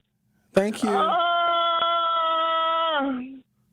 Almond joy. Bye-bye. All right, then. Thank you for that. Bust it open. Get you some. Bust it open. Get you some. Bust it open. Bust it open. Bust it out. Get you some. For the Lord. There's a remix there. So that was. Now I know, because there's the other candy bar, Mounds. There's Mounds and Almond Joy. Mounds ain't got no nuts. Almond Joy has nuts in it. It's got almonds. So Mounds has had a vasectomy. Well, no, because the candy bar doesn't have any nuts. Okay, I'm going to get in trouble. Democracy, for those of you that have forgotten, is built on free elections, rule of law, and citizen participation. Doesn't it seem like in this nation, our elections are accused of being unfair and that people are cheating and someone stole the election from Donald Trump in 2020? So right there you have things that are going against the fundamental and foundational principles of democracy. Rule of law is also foundational in democracy, and I'm not even sure where I could begin giving you examples of how Donald Trump defies the law, whether it be him breaking the law and getting felonies, whether it be him defying the Constitution and court orders. So just his existence, and this is why I'm so perplexed. If you are still supporting him, you are going against the fundamental and foundational principles of your country. Let me be real honest with you. If you hate America that much to where you got to support Donald Trump, who is ruining our elections, who is usurping the rule of law, and is wanting to harm individual people in this country, then you're the one that needs to leave, because his agenda was rejected even before we thought people would reject it. Typically, it's the midterm election, 2 years after a president has had a chance to really lay out what their plans are for the nation. There were a handful of elections yesterday, just a handful. A mayor's race, a public service commission race in Georgia, retention votes in Pennsylvania. everywhere people could. Proposition 50 in California, not only did they reject everything related to the Republicans and Donald Trump, the people that came out and voted yesterday, especially in Democratic strongholds, overperformed their votes for Kamala Harris. That is the part that I'm really trying to emphasize. There was no Kamala Harris-like figure really on the ballot anywhere. Women got elected yesterday. A black woman is now the mayor of Detroit. 2 women governors were elected, one in New Jersey, one in the Commonwealth of Virginia. Side note on the Commonwealth of Virginia, one of the oldest state governments in the country. Commonwealth of Virginia elected their first governor probably 405 years ago. No women, not a guy or a woman. Muslims got elected. A Democratic socialist got elected. The adherence to Donald Trump by some of his supporters is going to drive larger and larger swaths of people further and further left. And you got to be careful if this country continues to go left. Let me tell you what's going to happen, because I know some of you are afraid. Let me tell you what's going to happen. Your rent's going to get cheaper. Your health insurance might be a lot cheaper. It might even be free. Your student loan debt might get wiped out. In fact, college altogether might be not just affordable, but free. I can't believe these Democratic socialists. Oh, and they also will feed children. You little hungry bastards, you all need to starve under a Republican president. You kids need to eat. Well, you need to work then. You kids want to have health insurance. I don't care if that's a newborn baby. That newborn baby can do something. They can answer the phone. If they want insurance, that baby needs to work. But democracies are fragile when economic crisis, corruption, or inequality begin to rise. People start trading freedom for stability. Here are key warning signs you should be paying attention to if your democracy is what we're going to call backsliding. When citizens stop trusting institutions or believe only a strong man can fix it. So if that ever happens in this country, we need to be on high alert, because that means our democracy is backsliding. And then when democracy backslides, there's something that comes in as a substitute that is dramatically worse. Let me give you a couple historical examples. Weimar Germany from 1919 to 1933, economic collapse in Germany, humiliation from World War I, and political chaos led German citizens to turn toward authoritarian order. So between 1919 and 1933, how many years is that? That is 14 years. When did Donald Trump first come on the scene? 2015, so we're in year 10. Okay, makes sense. Italy is another example of democracy backsliding. Italy, after World War I, disillusioned democracy led to Benito Mussolini's fascism.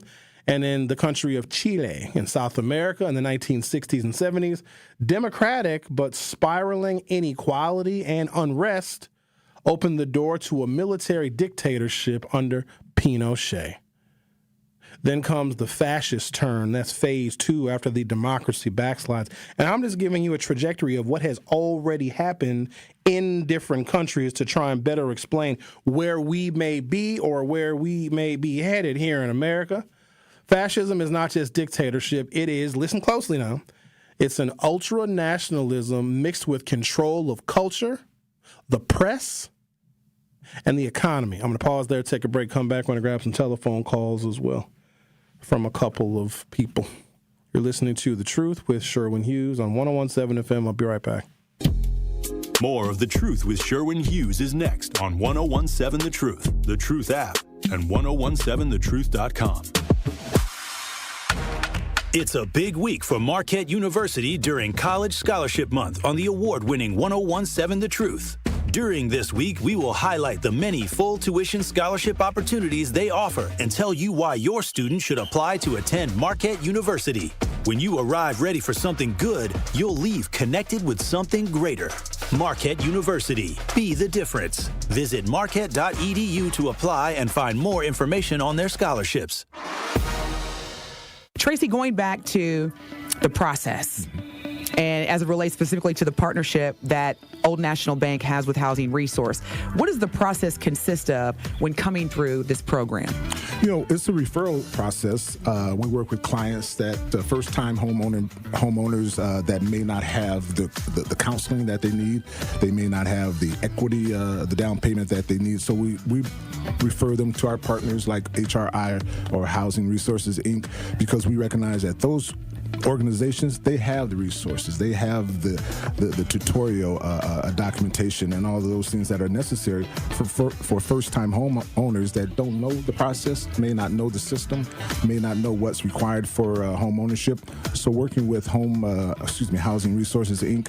and other partnerships that we have like through WIDA has been very, very advantageous, not only for us, but also the organizations, but also for the community. Life's better with Drive My Way from American Family Insurance, because we know it's more than just a car. It's your escape pod, your adventure mobile, your memory maker.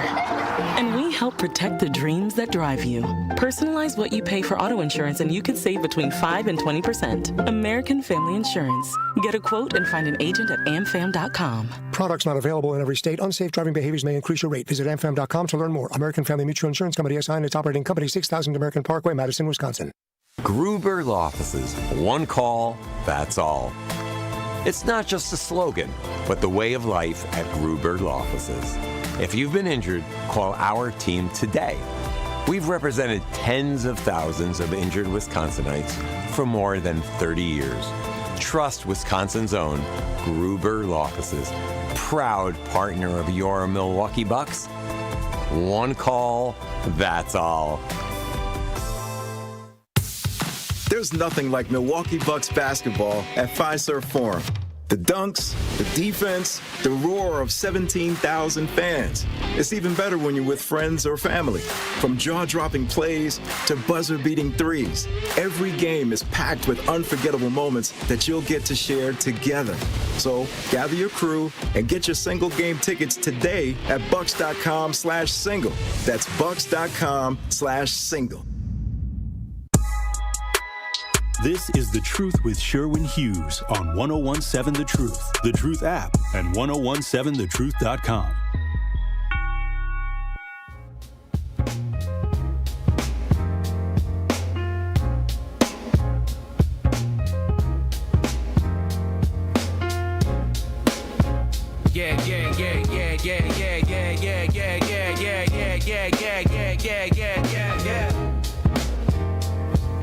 He steps to the mic with a boom, ping, ping. Wisdom sharper than a bee's fierce sting. 833-212-1017. Let's talk to Eastside Corey. Oh, hello there, Eastside Corey. Boom, king, king, boom, king, dang, dang, dang, dang. Oh, is this thing on? Yeah, it's on. Sound like you need some black caulk to fix the home project. Well, good day, sir. How are you? I'm doing well. How are you? I'll be perfectly honest. I need to have my ass whooped. Hold on, we don't do that freak stuff around here. We're not into the violence. I need my booty whooped for being hoodwinked and bamboozled again. That's the last time I do that. How were you hoodwinked and bamboozled? There's two different groups. It's not two different parties. It's the 80-year-olds and then the rest of us in Washington. That's really what Washington is, okay? And those 80-year-olds, until they drop dead, they just don't want to leave or retire. And they make all that money and all those connections, and it's balancing on both sides. The whole thing is so corrupt, it's unbelievable. And so, it's like we're all lined up here. Now, the gays are next, and you don't mess with us. I'm telling you right now, don't even. Orange man, no. You ain't never seen. Protesting like the things we used to do, baby. Huh? No. Okay? You want to do that? No. But I appreciate you And I'm humbly bow, and then bow again and say, I ask for your respect and forgiveness for my errors and mistakes and misgivings and some of my judgments, and I'm still learning. So just leave it as that. How about that? You don't have to apologize to me. I think this was a learning process for everyone, but the rhetoric that we need to get away from is saying that everybody is corrupt. No, everybody is not corrupt. What people did is they chose a corrupt leader, and they just assumed that the party they didn't vote for is equally as corrupt. No, the party that people didn't vote for, the Democrats, have to clean the corruption up. Everybody is not corrupt. He is. His administration is. Tearing down the White House to build a monument to himself that's being built by a defense contractor, that's corruption. Snatching people off of the streets that have a right to be here, that's corruption. Sending the U.S. military to pepper ball and pepper spray and tear gas American citizens when they didn't ask for that. That's the Democrats are doing none of that, Eastside Corey, and you know it. So don't say that both sides are corrupt. They're not. Well, there's they no are as far as it's not even comparable. Okay. But anyway, it's the same results. We all live in the same country. I'm not going anywhere. So I'm going to fight for my right to party. And I appreciate your knowledge. All right. And acknowledge you about, and I salute, the facts and steering me in certain directions where I needed to get caught up on my reading and my literature, Yeah. And we hope they don't come for the gays, because boy, oh boy, do you all know how to organize. But there's a very easy way to distract the gays, because you guys can get off track very, very quickly. All they have to do is, like, the gays are like, oh no, you're going to come after us, Trump, we're really mad. All somebody has to do is just play some music like this, and you guys will just start dancing. Somebody will bring on a feather boa, you know what I mean? And those fans, you know how they have those fans and they'll start waving themselves with the fans, and then all of a sudden somebody will be swinging from the chandelier, and they'll just break out into a party. So let's talk to Major Mike. You're on 1017 The Truth. How are you? Very well. Hey, Sherwin, how you doing? I'm doing good. What's on your mind, Major Mike? I sent you a text. I'm dealing with a son that, kind of went the Republican way, coming from, everything I taught him differently. I just want to ask you on the question, not to waste your time because you seem quick today, on the subject, because everything you say being raised, I am in Brown Deer. I am that guy who raised the kid Brown Deer between here and Oak Creek, same thing, school system and everything. And I'm trying to turn this young man around the other way. Is this, and he called me today. I mean, he texted me. How old is he? And said, Mike's 28. Oh, hell. Oh, he's a kid. Yeah, he grown. He grown. He did the Howard thing, did 4 years out of it during the COVID, then the Me Too, and he saw some ugly things. So now it's like, hey, Dad, I'm about going to the market. This is why I voted for this guy. I said, Mike, you don't want to be caught on the wrong side of this when it's all over. So what are we now? Are we, I've always been I guess I would call it Democratic centralist.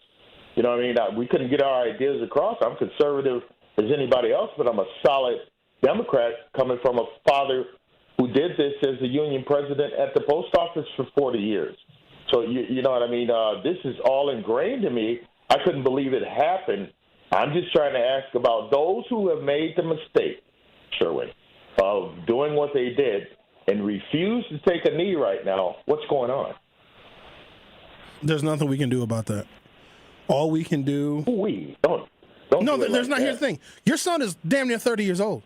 Your influence on him is going to pale in comparison to the world's influence on him. He will see when the time is appropriate that his political beliefs and viewpoints for whatever idea he is chasing is not going to be rooted in reality. And he will find that out. And the best lesson that he will learn is just through life experience. Now, he's going to come to that realization, and the best thing you can do as a father at that point is just be there to support him when he realizes the error of his ways. But there's nothing you can say. There's no example you can provide. He is damn near 30 years old. He's going to have to learn the hard way, and some people just learn better that way. So fear not, Major Mike. He's going to be okay, but he is on his own trajectory and his own timeline that you can't really have any influence over. So don't worry about it. And when he has his about face, call us back. We are not in the business of trying to change the minds of those people. They're going to look at their pocketbooks. They're going to look at their living situation. They're going to look at all these other things that are failing, and they'll come to the realization on their own. The Truth with Sherwin Hughes will be back for Hour 3. From the biggest stars to the greatest moments, Behind the Bucks is Bucks history like you've never heard it before. It's all on Behind the Bucks on the Bucks Plus audio network. Behind the Bucks is presented by Gallagher, your trusted insurance broker and HR and benefits consultant. Available now on bucks.com/plus, the Bucks app, the new ESPN Wisconsin app, and wherever you get podcasts. Need a way to hype up your day? This is Lorenzo. Lorenzo, you just won $5,000! What would you do with $5,000? That's sweet for a couple months. Yes! There you go. Yes. God just made me happy. Stay tuned into 1017 The Truth for your chance to be entered into the Gruber Law Office's 5K giveaway. For contest rules, visit 1017thetruth.com. Can we hold something? I'll holler back at y'all. I got money now. How is it possible for somebody to be found guilty of something and serve no jail time? How is it possible that someone can get a first offense misdemeanor when it comes to marijuana here in the state of Wisconsin and can face up to 6 months in jail, but two men who are convicted of murder get probation? This is not what justice is about. Why does this keep happening, Truth Nation? And why does it always seem like black people die and we don't get the justice that we deserve? How should we react to this? If you commit a crime, you must do the time. If you take somebody's life, you have to pay the cost. I don't care that it was an accident, because it does not make sense to me how someone can be murdered and somehow they get no time. Even if you accidentally kill somebody, you are still a murderer, especially when you plead guilty to felony murder. Marijuana will get you more time in jail than killing somebody, especially when it comes to a black man here in America, unfortunately. Catch Truth to Power with Kyle Wallace every weekday from noon to 1 p.m. on 1017 The Truth and The Truth app. Metastatic breast cancer, or stage 4 breast cancer, happens when cancer spreads beyond the breast to other parts of the body. About 168,000 women are living with it today, with black women at a higher risk due to various factors. Research has led to treatments that help manage the disease and improve quality of life. The Everyday Counts study explores how nutrition and exercise coaching can support women with metastatic breast cancer. To learn more about the Everyday Counts study in Milwaukee, call 414-955-8819 or email edc@mcw.edu. If you or someone you know has stage 4 breast cancer, please encourage them to call and enroll in this valuable study. Again, call 414-955-8819 or email edc@mcw.edu. You're listening to the new 1017 The Truth, founded in partnership with Gruber Law Offices. One call, that's all. 1017 FM, 1510 AM, WGKB Waukesha, and W269DL Milwaukee. A locally owned Good Karma brand station. You are listening to The Truth with Sherwin Hughes on 1017 The Truth, The Truth app, and 1017thetruth.com.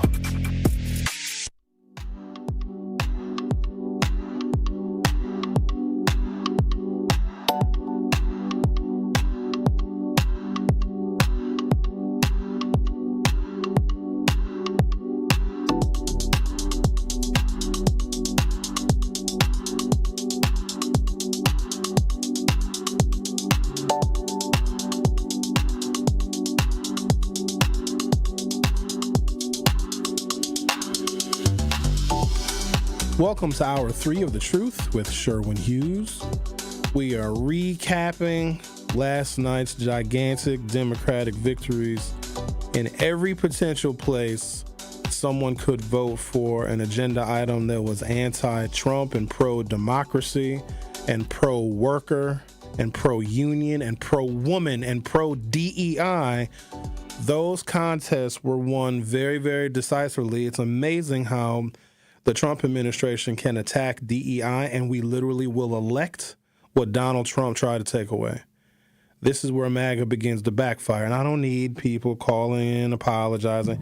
I knew that eventually this system that we are involved in and this dark road that we are going down, it's not sustainable because let's be honest with each other. This ain't even who America is.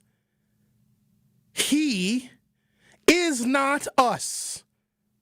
We thought we'd give it a try. Maybe he could bring something different. Maybe he was going to drain the swamp. He is the swamp. We all knew ultimately it wouldn't last because the Republic would not be able to stand it. It is not how we are built as Americans. Ain't not nan one of us going to be controlled by the whims and the wishes of a man who none of us will ever even be like.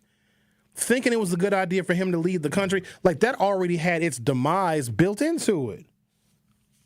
You can't have a nation where the leader is a criminal and all of us would go to prison if we committed the similar offenses. It's not sustainable. Now, what it's going to do is it's going to push the country politically even further to the left than anyone ever would have imagined, because you're going to have to go further to the left to make up for how incredibly far to the right we went. So I have some information here where I'm just kind of scoping out how democracies can rise and then democracies can get stale and the individuals involved in them can be corrupt as well. And then America decides it doesn't like democracy anymore because of its shortcomings. And then what comes in next is like this hyper-nationalism kind of fascism. And then after the fascism comes socialism. Look at Europe. All you got to do is look at Germany. Germany was a democratic nation. The economy failed. They blamed outsiders and blamed immigrants. Adolf Hitler was like, I'll make Germany great again. Just listen to me. And then the whole World War II thing and fascism and Nazism. And what is Germany now? A socialist utopia where you can go to college for free. You go to the hospital, it costs you 19 cents. Rents are affordable. If you can't work, they've got safety nets for you. Everybody can live a comfortable life. And guess what? They even live longer in Germany. And they make better cars. Now, I know that scares people, but what's going to happen is just like people were fatigued with democracy, we will get fatigued of this and will want something that will comfort and provide for all of us. And I don't care how you feel about this next thing that I'm going to say. The reason why so many Americans are so quick to adhere to fascism is because you don't want the people that you don't like, whether it be black or migrants or gay people, to get any of the benefits from American prosperity. So your stupid ass is willing to suffer just so your enemies or people that you don't like or the people you were bigoted against don't get anything. That's not how it works.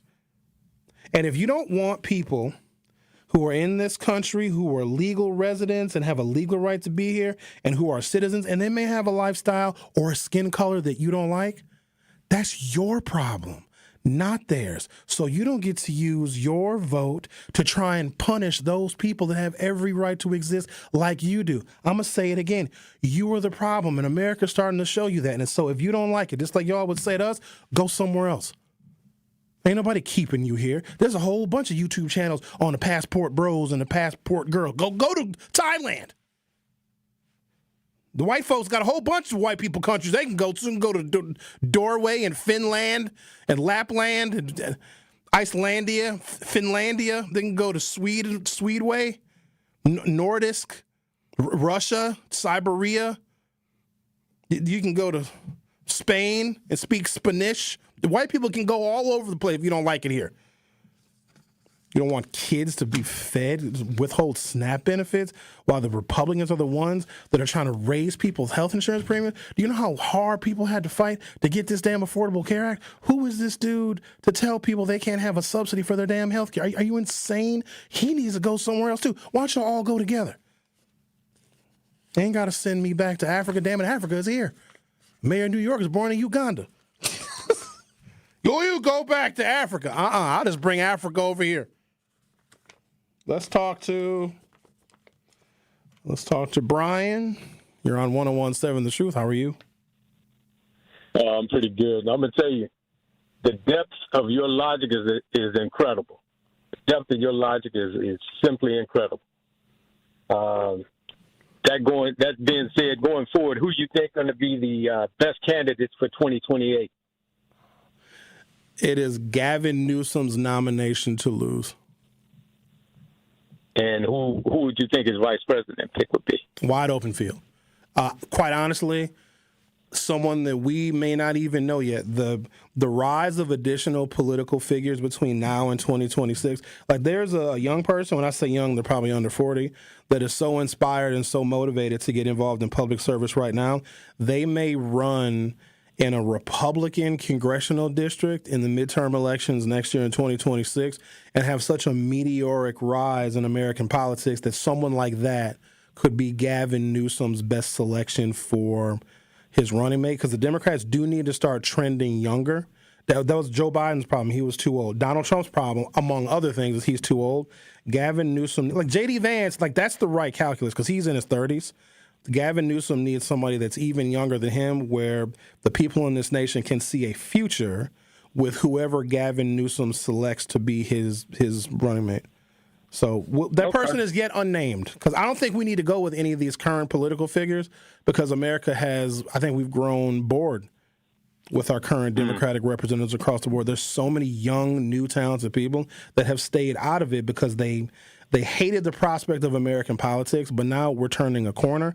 I think that's going to motivate some of those people to consider public service as an option, but we'll see. Yeah, it's been a long circle, but yeah, you're right. Socialism is best. Peace. All right. No, don't say that too loud now.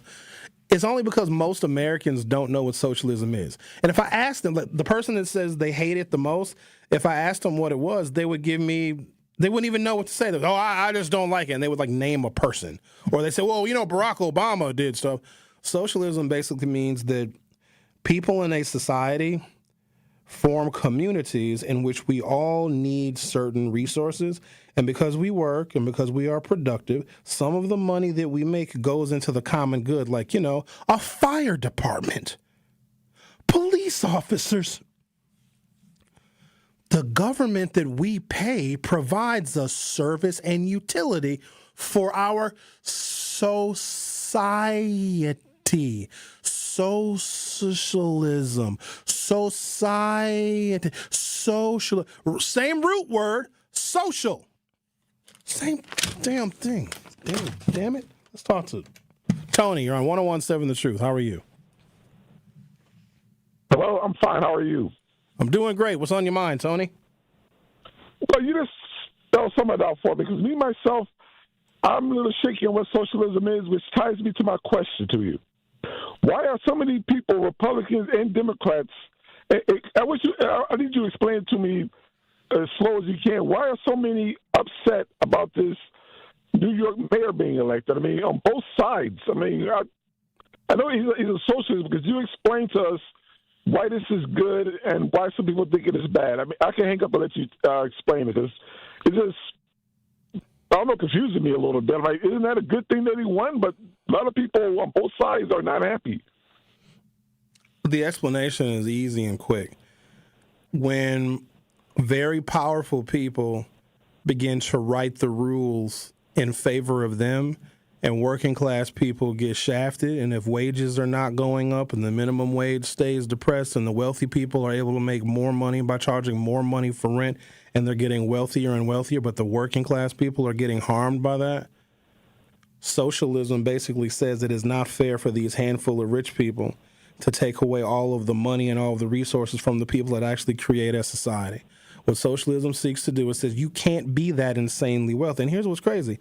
During the Eisenhower administration, you know what the top tax bracket was, Tony? 91%. Meaning, if you made over $400,000 a year during the Eisenhower administration, the government took 91% of your money. You know what they did with that money? They reinvested it, and we built airports, and we built a national highway system. That technically is socialism. And the reason why people don't like it is because there is growing bigotry in this nation. And what socialism would do is would provide for the common good, even the people that we hate. So let's say you hate black people. right? You would rather go without health insurance than to make sure that black people don't get it because you hate them. And you will actually hurt yourself and harm yourself to make sure that the people that you don't like, you disagree with, people that don't believe in God or people that have a weird religion, to make sure they don't get anything. That's where America is. We are still ruled by our bigotry. And guess who benefits from that? The rich people. Because we're so busy hating one another and punishing one another, the rich people are getting wealthier and wealthier off of our division. Socialism says, hey, rich people, you're in this society too, and we also need your money so we can, build schools, build bridges, fix our infrastructure, have clean air and clean water.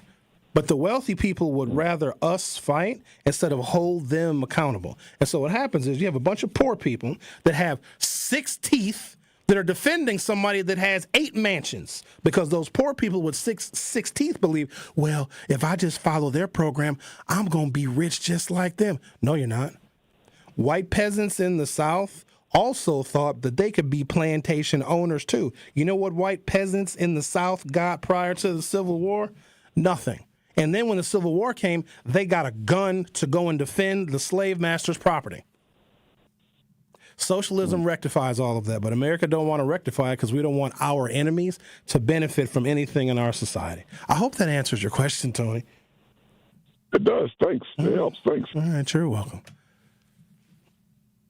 Rich people should not be able to benefit off of cheap labor and get wealthier and then control policy because they lobby Washington, D.C. Like pharmaceutical companies should not be allowed to charge people $70,000 a month for a cancer treatment. But they're like, okay, well, if you don't have $70,000 a month for this cancer drug that we came up with, then you're going to die. Do you ever wonder, in the wealthiest nation in the country, while you have 42 million people that need a food subsidy, does that make any sense to you? That means that the system is not working. And people have grown weary of the system. So that same system that has 42 million people, mostly children, which is even more embarrassing because America, the first thing it should do is take care of its children. But you want to know why there is no motivation to take care of children in this country? Because the majority of children right now in this country that are under 18 are children of color. So they're like, screw them. We're not going to provide any social safety nets or any food subsidies for majority brown and black kids. Ain't no way. That is shameful behavior.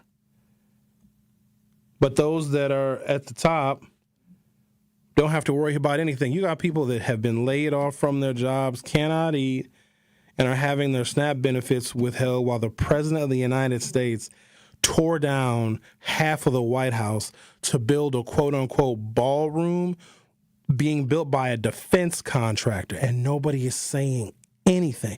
How on earth can you have a nation where you have starvation and wealth basically right there in Washington, D.C. in front of your face? Some of the poorest people in the country live in D.C., where Donald Trump is building a 90,000 square foot ballroom. Does that make any sense to you? It's almost like when I talk about what is happening in this country, I'm reading about a third world country. If what's happening right now in this country was happening somewhere else, we'd go to war with that country. We'd be like, you can't treat your people like that. We would bomb a country that would treat their people like America treats Americans. We would bomb a country that, wait a minute, you have 2 million people incarcerated in jails and prisons in your country. We would want to overthrow that government because we as Americans would see that government as an oppressive regime. And we as Americans wouldn't want that kind of oppressive regime to spread in a region because it would be anti-democratic. And so instead of us rooting out nations that are doing what we are doing, we are becoming that nation. Democracy is built on free elections, rule of law, and citizen participation, but democracies are fragile. When economic crisis, corruption, or inequality rise, people start trading freedom for stability. Key warning signs: when citizens stop trusting institutions or believe only in a strong man that can fix it. Historical examples: Germany from 1919 to 1933, they had economic collapse. They were humiliated from World War I, and political chaos led citizens to turn toward authoritarian rule. Italy after World War I, they were disillusioned with their democracy. That led to Benito Mussolini and his brand of fascism. The country of Chile in the 1960s and 70s, democratic but spiraling inequality and unrest opened the door to a military dictatorship under Pinochet. Next, fascism. Fascism is not just dictatorship. It is an ultra-nationalism mixed with control of culture, control of the press, and control of the economy. It sells unity through fear. Quote, we are all one nation except for the enemies within. Key features of fascism. And I'm not saying America's a fascist nation. I'm just going to give you some historical examples of what happens in fascist nations. If we have any similarities to what I'm about to read, it's just coincidence. You ready? Cult of personality. Someone who has a charismatic personality like Hitler and Mussolini. I don't know if we have that here. The next key feature of fascism is you have to blame minorities, foreigners, or outsiders for the economics of a country. You have to crush the dissent of the free press. I'm not sure if we have that here or not. And then use propaganda to create a new, quote, truth. So what happens after that? Fascism can't sustain itself. It eats its economy through corruption and militarism. Oh, militarism. Wonder if that means sending the National Guard to American cities. I'm not sure. When fascism collapses, either through defeat, like in World War II, or internal failure, a vacuum appears. Well, what happens after that? The socialist response. I'm going to take a break, come back, and just discuss the socialist response, where the socialist response won in at least one American city last night. Now, I'm not saying we're becoming a socialist nation, but this pseudo-fascism that we have right now is destroying the country morally, socially, politically, and economically. And you all know that this is not sustainable. Now, I'm not saying I'm necessarily in favor of what comes next, but these are just natural trajectories that, quite honestly, were predicted for this country a long time ago, but I guess we didn't listen. The Truth with Sherwin Hughes on 101.7 FM. We'll be right back. Don't touch that dial. The Truth with Sherwin Hughes will be right back on 101.7 The Truth app, and 101.7thetruth.com. The Milwaukee Panthers hit the road as they head to South Carolina to take on the Wooford Terriers. The home whites, and Dorsey is dropping off. Fields inside, rises up, and emphatically sends it in. Left side, 15 to shoot. No look behind the back to Kone, who rises up, throws it down, and what a pass from Amar. Scott Warris has the coverage Saturday starting at 12:30 p.m. on 101.7 The Truth and the Milwaukee Panthers Sports Network from Learfield. Tip-off happens at 1 o'clock. Contract-ready businesses, opportunity seekers, partnership builders, deal closers. Marketplace Wisconsin, the Governor's Conference on Diverse Business Development, is focused on you. This event puts small businesses like yours in the room with buyers, partners, and mentors who can open doors to bigger opportunities. Join us online December 9th and in person December 10th and 11th at Baird Center in downtown Milwaukee. Whether you're a construction company looking for contracts or a service provider ready to grow, Marketplace Wisconsin is for you. Meet one-on-one with government reps, corporate buyers, and resource providers. Small businesses like yours keep Wisconsin moving forward. Wisconsin Economic Development Corporation is here to propel your growth. So join them for Marketplace Wisconsin, the Governor's Conference on Diverse Business Development, December 10th and 11th. Register today at marketplacewisconsin.com. That's marketplacewisconsin.com. Presented by WEDC. Let's look forward together. Life's better with American Family Insurance because we know you love working weekends. If it means working on your dream home, both inside and out. And we're here to help protect those dreams so you can enjoy peace of mind. Save up to 40% when you bundle home and auto. American Family Insurance. Get a quote and find an agent at amfam.com. Products not available in every state. Some exclusions apply. American Family Mutual Insurance Company SI and its operating company 6000 American Parkway, Madison, Wisconsin. I know that 1 in 10 veterans struggle daily with mental health issues. Suicide is a real risk.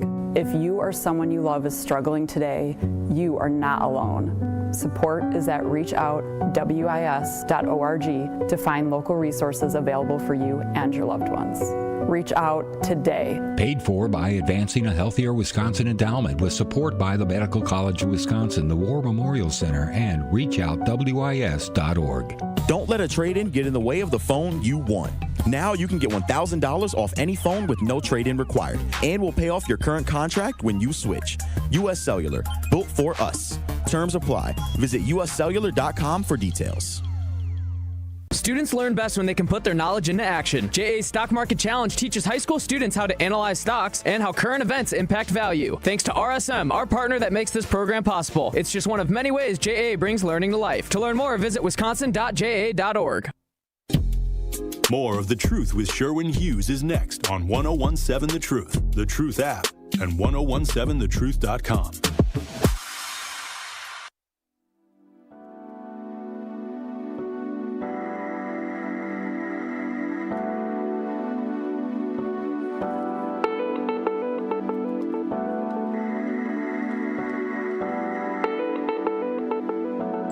The perfect Packer game starts in Titletown and at the American Family Insurance House. Before each home game, grab exclusive Packer giveaways, listen to live music, and hang out with other fans. Plus, you can try your hand at setting the high score and protect the end zone, our interactive game that puts your football skills to the test. Make your next trip to Lambeau unforgettable only at the American Family Insurance House in Titletown. How come I've never been there before? I'd like to go there, that place. All right, we're talking about what happens next when democracy begins to slide and corruption takes over. Then we get ourselves in such a situation we think that only a particular type of cultish personality, a strong man, can get us back on track. But that strong man begins to promote like this hyper nationalism where we blame minorities and we blame immigrants and see they're a drain on society. And see, the reason why you don't have a job is not because the economy failed you, because we are no longer competitive with other nations. It's because of minorities and because of immigrants. So what we got to do is we got to use a disproportionate amount of your money and your resources for investment in you and your future and your healthcare to get the National Guard to remove these people. Because see, once they're gone, once those people that are poisoning the blood of our country are gone, then everything is going to get better. No, what happens is when you remove those people would be co-dissenting voices with the rest of us. Those people that also could push back against Donald Trump, he's going to remove them from the country. And here's what's crazy. We have this thing called birthright citizenship. So if you get here and you have a child here, your child is a citizen. Yet we participate in parental separation. You know what that does to families? It destroys them. It traumatizes them, and it makes children incredibly vulnerable. You know that that's not who this country is. I think it's time out for all this bigotry and all this racism, because all it's doing is hurting the bigot and hurting the racist. Because eventually we will move past this system and we will recover from it. And we will place blame on some people that dragged us into it in the first place. And I assure you, you do not want to be in that bucket, or as Hillary Clinton called them, basket of deplorables. Hillary, you was right. After the socialists come into power, so it's the socialist response. After the fall of fascism, many nations swung hard left as a reaction. Citizens demand equality, fairness, and social safety nets after years of fear and deprivation.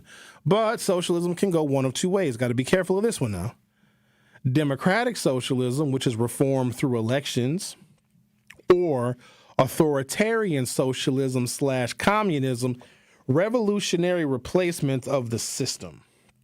Examples would be post-World War II Europe, Western democracies like the United Kingdom and France and Scandinavia adopted social welfare programs in a soft socialist turn. Then there was Eastern Europe from 1945 to 1990. That didn't last either. Soviet influence replaced fascist regimes with hard socialism, which is state control and single party rule. And then China would be another example in the early 20th century. After imperial collapse and civil war, nationalism turned authoritarian, which later transitioned to communism, a socialist form of communism under Mao. Why this pattern repeats. Quote, the side often begins not with tyranny, but with exhaustion. When democracy doesn't deliver economic stability, people seek simple answers. When fascism fails through violence or collapse, people seek security and equality. The pendulum swings. Freedom, control, equality, back to freedom, unless societies learn to balance their liberties with fairness. Someone asked a question in the YouTube chat. Miles says, what are socialism, communism, and Marxism? Which do you think can be beneficial for the country? So Karl Marxism so his economic theory was workers need to be in control of everything. Labor is power. Labor is supreme. And when management becomes unfair and exploits labor, there needs to be a revolution every 150 years to basically reset the clock so that those who perform the labors that build societies, they are at the top. Then that gets perverted, though. So communism is basically there's no private property. The state owns everything. They control everything. And one of the problems that we have in American society is that the police are here to protect private property. And the more private property that we have, the more you need the police. The state controls everything in communism, so there is no private property. But that's problematic because the state then dictates what the labor needs are. Like you might have somebody who's really super smart and they should be a rocket scientist, but in a communist society, that person who is intelligent enough to be a rocket scientist ends up digging ditches because the communist society needs people to dig ditches. And so it can deny people's personal ambitions and their skills and their talents to provide everything a society needs because everything is communal, everything is owned and controlled by the state. And then socialism it can be as basic as having taxpayer-funded resources. It can be as basic as having Medicare, Medicaid, SNAP benefits. All of those are forms of socialism. Or it can go a step further and say, hey, you know what? Americans are sick. Let's take some of that commonwealth that we have from American productivity and tax dollars and pay for people's health insurance. Oh, we also want a smart and educated society because if you have a smart, educated society, guess what else goes down? Your health care costs. Let's make college free as well because then we're going to save even more money on health care costs. All of that stuff is socialism. The problem is, how do we want it to be led? Do we want it to be centralized in Washington, D.C., or on a case-by-case basis? Maybe it works in New York City, but it may not work in Little Rock, Arkansas. In Little Rock, Arkansas, they may have a more moderate, centrist mayor, where in New York, because the people in New York have been suffering economically for so long, they may want somebody like a Mom Donnie who can take much more authority and control over the wealthy people that have been robbing New Yorkers and making them pay exorbitant rent for decades. It's a case-by-case basis, but the problem is there's different versions of what I just named based on American voters' understanding of civics. Let's talk to Shadrach. You're on 101.7 The Truth. How are you? I'm fine. How about you, Sherwin? Doing good. What's on your mind? Yeah. Every day by day, I kind of wonder why you are not a professor or a lecturer at university to teach the basic civic education. Well, my audience is bigger this way. If I was a professor, it'd just be one class at a time. Now, this is a lot better because I can profess to, I don't know, I probably have a good 25 or 30 listeners, give or take, all combined. Maybe 40. Well, thank you, because I'm benefiting from your school. Every day by day, I used to see the vibe and the atmosphere. Being a Nigerian national, I have witnessed and I have lived in another country, in another nation like Nigeria, and I have participated in the election process. But every day by day, I thought I escaped Nigeria and its electoral process. But what I see here in this part of the world, I'm beginning to see the vibe and the atmospheres created and generated by the Nigerian politicians here in America. And it kind of scared me because I thought I escaped it. It's very, very sad that a nation that pride ourselves, that champions democracy, that will go to war over democracy, here is where we find ourselves. Well, I hope America, or Americans, will save ourselves from this direction they are heading to. I hope Thank so, you very too. much. And I do enjoy your program every day by day that I listen to it. Thank you, and you have a nice day, Mr. Sherwin. Thank you, too, very much. I need a closed caption. I know I got it. I wanted to ask him about, Donald Trump is threatening to send troops to Nigeria because I guess Christians are being oppressed or something. I think Donald Trump just wants an American military presence in Africa for resources and minerals. But I should have asked him about that, but he had to go. So, all right, I'm going to take a little break as well. If you haven't done so already, join us on YouTube. Oh, I got to talk about the poll that we have up. Do you share your location with your significant other? We'll talk about the poll results of that on the other side. So, he said, I listen to your program every day, Mr. Sherwin. Thank you, Shadrock. I appreciate that. I do not know why you are not a professor. That's rude. Don't do that. That's not nice to do. He's a very nice guy. Thank you I appreciate him listening to the show. The Truth with Sherwin Hughes. We'll be right back.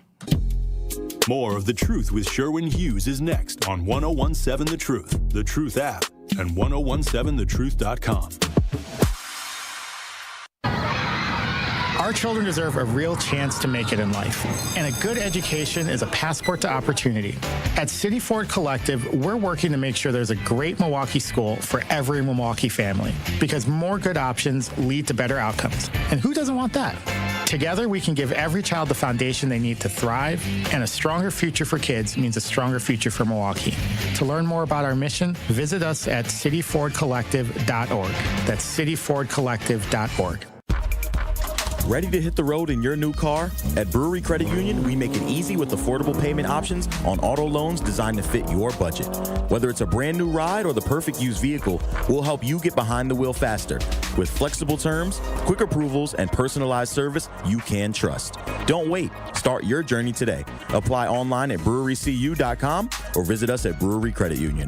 Federally insured by NCUA.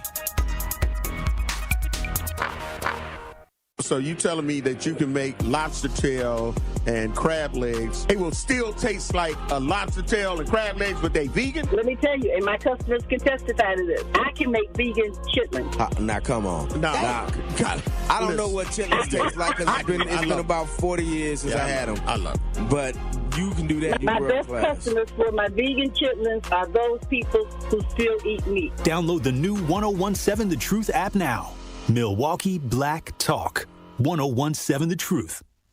Come in with straight truth. Even the police department arguing over their little 12% that they want, and it's a shortage. Okay, I think at some point the people got to start using common sense. It ain't nothing personal. It's something that's community. That's it. And a lot of people try to deflect and make it personal. That's how you know they ain't doing nothing, because they try to make it personal. But really, it's about the conditions of the neighborhood, the conditions of the residents, the safety quality, the public safety ideas. Are we getting that? Are we using the taxpayers' dollars the best way we can to make a difference, to become a resource for everybody in the family to thrive? Is that happening? Yes or no? And if it's not, then you switch the coach. You get a different philosophy on the people. That's it. When times are tough, you need people to roll up their sleeves and get to work. When everything is working well, you sit back and you let it coast. You can't coast and things are bad. Tune in to all your favorite 1017 The Truth shows all day, every day by downloading the Truth app. Milwaukee Black Talk. I'm going to say something. I'm a conservative, as you know. I might not agree with you all the time, but even when I don't agree with you, you crack me up. And the other guy, he just pretend conservative all day. And you do make me think. But when you do better than anyone, you think on your feet. Now that was a compliment coming from somebody who is as Trump-loving as he is, that can appreciate what we do here. Listen to The Truth with Sherwin Hughes, weekdays from 9 a.m. to 12 p.m. It's The Truth with Sherwin Hughes on 1017 The Truth, The Truth app, and 1017thetruth.com.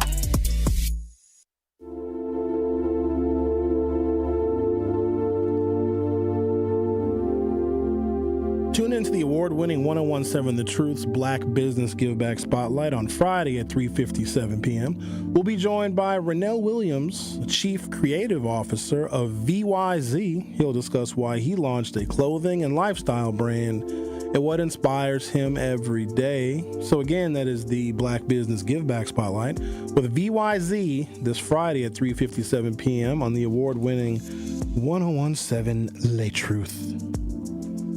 Our telephone number, if you're so inclined, is 833-212-1017, 833-212-1017. Let's talk to.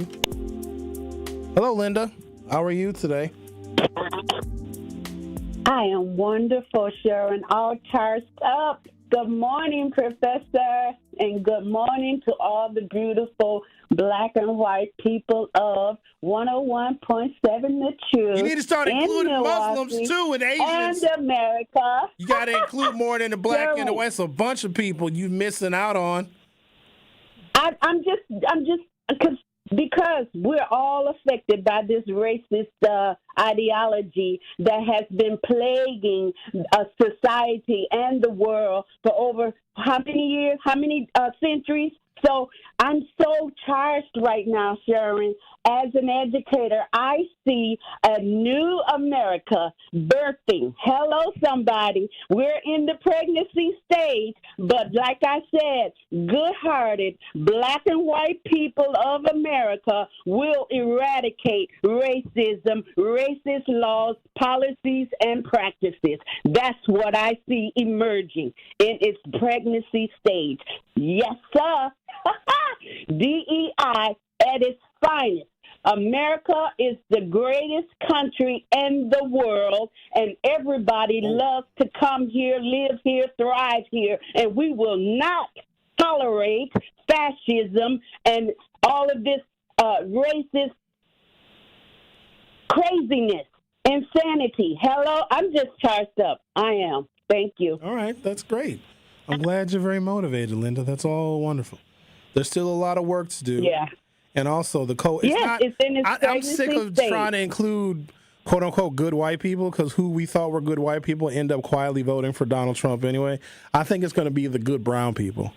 That's what I think. And white folks had their chance. We've given them so many opportunities to, correct the education system, reform the criminal justice system, and they don't. So we have to stop trying to include them, and we have our own coalition that is now pushing back on them. Because here's the thing.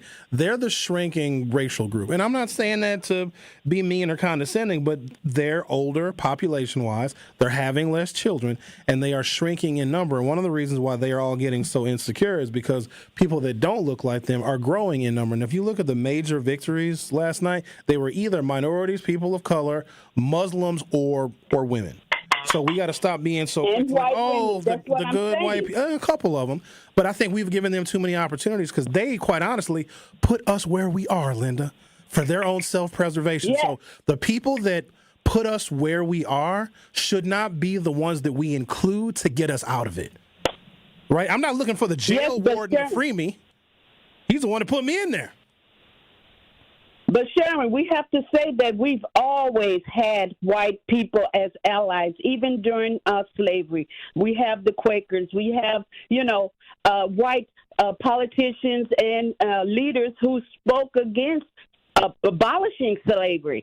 So I think that, yes, we can include them. They may be 1% of the population, but they're still valuable. All right, Linda, can you name me just a couple important African-American historical figures that made progress? Just name a couple of black figures. Anybody from any era of history. Could have been pre-slavery, during slavery, or the 1950s, 60s, 70s. Can you just name a couple black leaders? That what?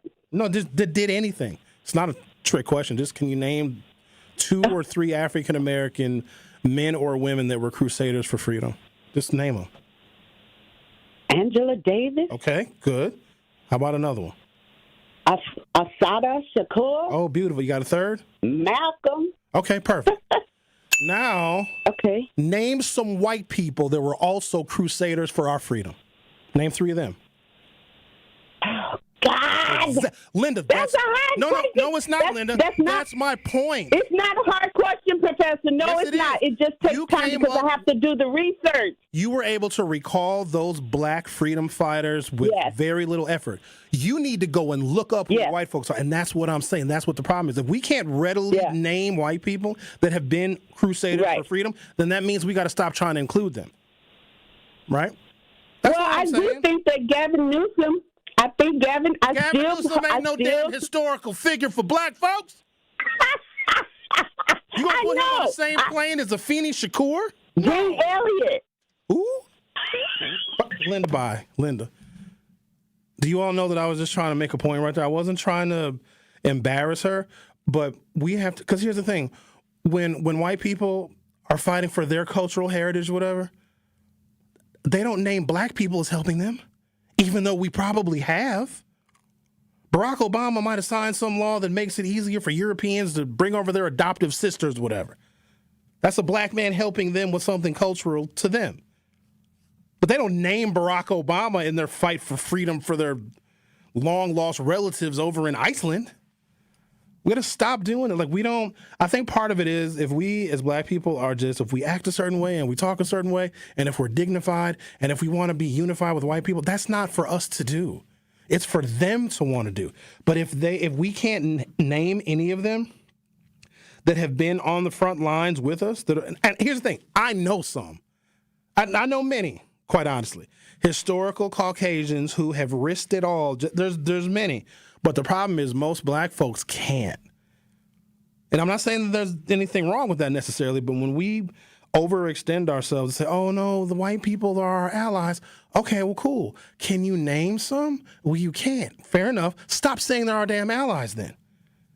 Because to some extent, they put us in this situation. White women did not vote for Kamala Harris, nor did they vote for Hillary Clinton. I assure you, if either of those two women had been elected, let alone Hillary Clinton serving 2 terms, the country would not look anything like this right now. It wouldn't even be remotely close. So we got to stop just blindly saying, oh, the good whites. And there are wonderful white people. Absolutely. I love my white friends so very much. But just like a white person cannot like black people but love their black friends. I can't just universally say, oh, the white people are going to help. But no, they're not, because they actually participated in destroying us. Like, black people didn't create this criminal justice system. Black people don't create the American education pedagogy in which black children routinely and uniformly perform poorly. Right? The labor needs and the skill needs of this nation, white people are not exactly prioritizing black culture at the hierarchy of what America needs as far as labor. You know what I mean? So we got to stop just being so inclusive of them, because they're hardly ever inclusive of us. If anything, they use us as an example to hide their racism. Oh, Sherwin, I'm not racist. I have black friends.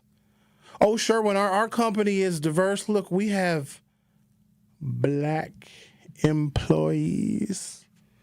Not even because they think black employees bring something special and unique and dynamic to the workforce.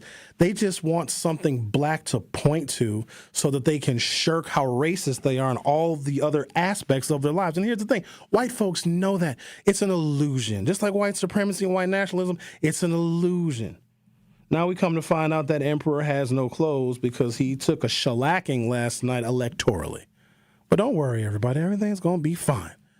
Just keep listening to The Truth with Sherwin Hughes on 101.7 FM. I'll be right back. The Truth with Sherwin Hughes returns after this on 101.7 The Truth app, and 1017thetruth.com. Need a way to hype up your day? This is Lorenzo. Lorenzo, you just won $5,000! What would you do with $5,000? That's sweet for a couple months. Yes! There you go. Yes. That just made me happy. Stay tuned into 101.7 The Truth for your chance to be entered into the Gruber Law Office's 5K giveaway. For contest rules, visit 1017thetruth.com. Can we hold something? Y'all holler back at y'all. I got money now. We believe that self-care isn't selfish. I'm Maddie from Sweet Talks, a women-owned and operated medical spa fostering self-love and confidence. We believe that beauty is about feeling empowered from within, and it's truly a passion for our team at Sweet Talks. Your goals are our goals. Our services go beyond injectables, including facials, lasers, medical weight loss, hormone therapy, and more. There's even a cafe, complimentary to all patients. Get started today at Sweet Talks in Menominee Falls. Learn more at sweettalks.com. When severe weather hits and the power goes out, do you have a plan? For reliable power and peace of mind, propane can do that. It only takes about 10 seconds for a propane-powered generator to restore power to your home. So no matter what Mother Nature has in store, you know you're prepared. Learn more at wipga.org. This message is sponsored by your local propane provider and the Wisconsin Propane Education and Research Council. It's 101.7 The Truth. Dr. Ken Harris for Pella Windows and Doors of Wisconsin. Sometimes teams take a timeout to regroup and call the right play. When it comes to your home, Gina Della and her team at Pella Windows and Doors of Wisconsin always have the winning game plan. Check out the championship caliber play call this month. A whole house of beautiful, new, energy-efficient Pella windows for as low as $297 a month. And get this, 0% interest for up to 6 years. That's like running a drive that keeps moving the chains with no penalties and no interest. And I can tell you from my experience, Pella Windows actually stop the drafts. You'll stay comfortable no matter how cold it gets outside. Think about it. Energy savings, comfort, and a great monthly payment you can actually manage. That's why I trust Pella Windows and Doors of Wisconsin and why this is the right time to make your move. Call today and schedule your free consultation at PellaWI.com. Certain restrictions apply. Ends 11/30 of 2025. You are listening to The Truth with Sherwin Hughes on 101.7 The Truth, The Truth app, and 101.7thetruth.com.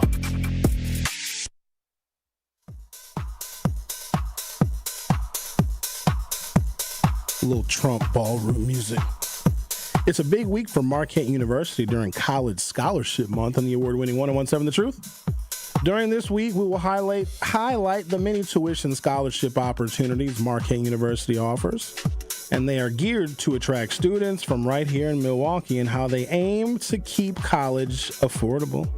Visit marquette.edu, that is marquette.edu, to apply and to find out more information on all the scholarships that they have to offer your scholar.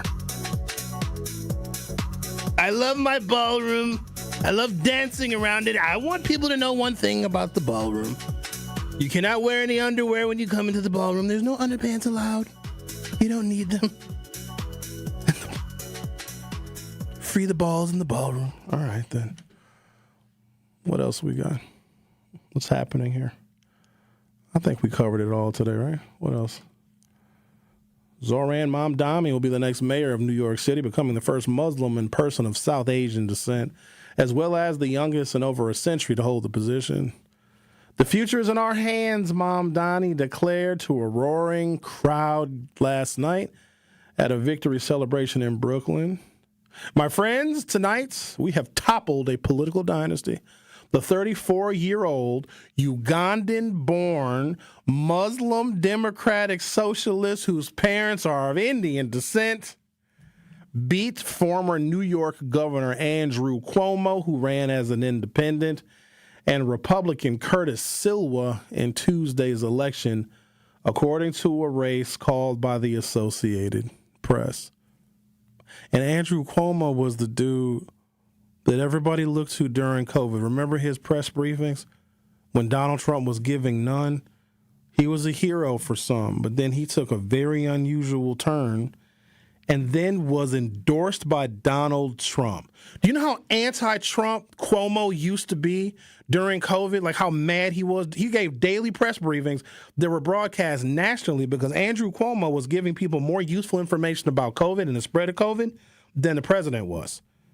Andrew Cuomo used to be anti-Trump. This is the transition that there is a risk of people making. They're very strong Democrats, and they promote democratic values and spreading honesty and fact and truth, and then something happens where they seek Donald Trump in order to get elected to office. And I will assure you of this. If anybody needs Donald Trump's endorsement to get elected to office, their primary obligation and responsibility is not going to be to the people that voted for them. It's going to be for Donald Trump. When Trump endorses someone, Donald Trump is adding to his support, not to ours. And that's why so many American people have been suffering. Donald Trump is not empowering people that he endorses to actually help constituents. That is typically what you're supposed to do. Trump endorses somebody, and then that person that gets elected with Trump's endorsement then helps those constituents on behalf of the president and his party. That is why Donald Trump is so dangerous, because he doesn't care about his approval ratings. His approval ratings are underwater in every single measurable category. People are unhappy with him on everything.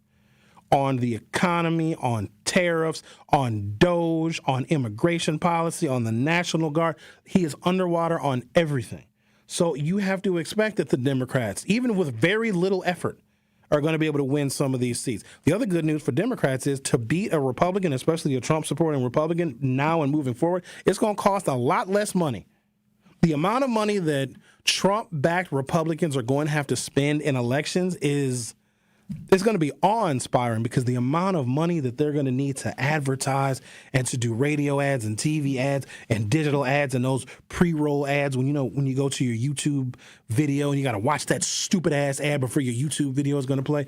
Republicans are going to have to spend an exorbitant amount of money, and here's the thing. That money is where a source of corruption is going to be, because they're only going to be able to get that money from some of the wealthiest people in corporate America, and that is who's going to be funding the Republicans, because regular individual average people are not going to be giving campaign donations to Republicans. They're not. That money is going to come from business and from special interests, meaning if Republicans are successful in winning congressional seats and U.S. Senate seats in 2026 and beyond, they're going to be extensions of corporate America that are screwing people over. Somebody just sent me something that IBM is laying off 8,000 people now. This week, Amazon just announced they're laying off 14,000 people. The American worker is getting screwed. And so when they lay off these people, you got to keep your eye on this now. Earlier in the week, I got a list of 100 companies that are laying off at least 1,000 people here in America. Now, a lot of that is artificial intelligence that's replacing some of those jobs. But the weirdest thing is when a company announces layoffs, their stock price goes up, because Wall Street investors are investing in companies that don't value workers.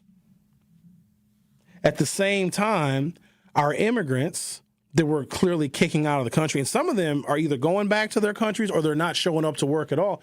We are gutting the American economy, because what's going to happen is a lot of these jobs, if they don't get filled, we're either going to go without those goods and those services in this country, and the price of those goods and those services are going to go up, or they will be replaced completely with a humanoid robot or artificial intelligence. So what is happening right now under Donald Trump's business-savvy leadership is the American workers are getting screwed.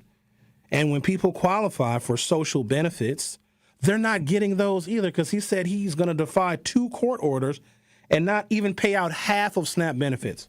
That's what the courts ruled. You got to pay at least 50%. He said he's not going to pay anything, which is illegal, it is unconstitutional, and it is an impeachable offense. And is all of this worth it? Is it worth it for the people that still support Donald Trump? What are you getting? Because you might think, oh, well, Donald Trump wants to get these immigrants out of here and he's going to punish them. But your ass can't eat either. Because I don't understand what you're actually getting from it. And maybe there's something that I'm missing.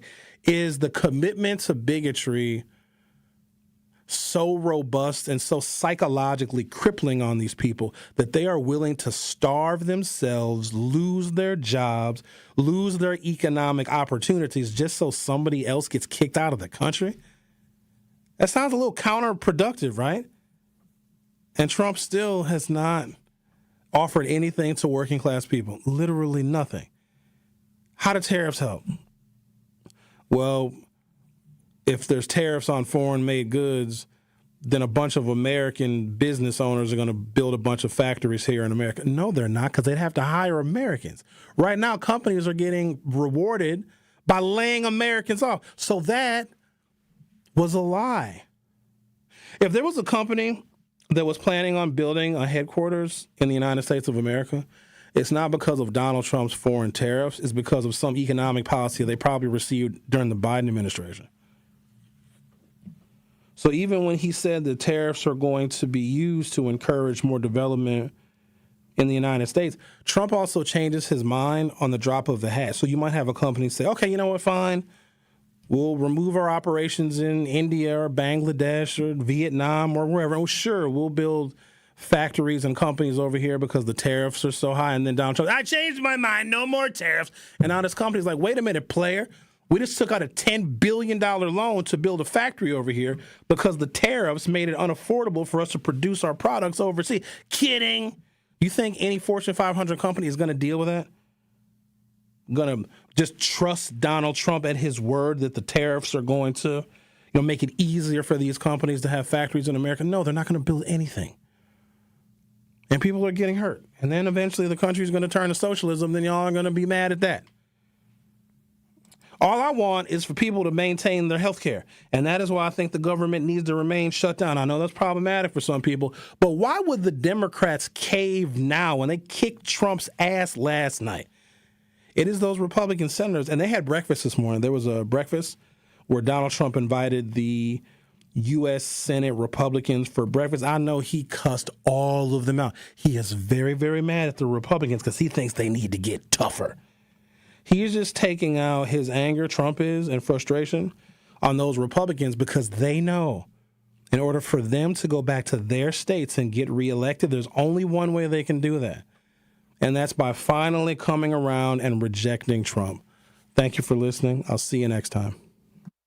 It's College Month on the award-winning 101.7 The Truth, and we want to help your young scholar get those free scholarship dollars. All month long, we'll be highlighting local organizations who help students find thousands of dollars in scholarships each year. So be sure to tune in to 101.7 The Truth.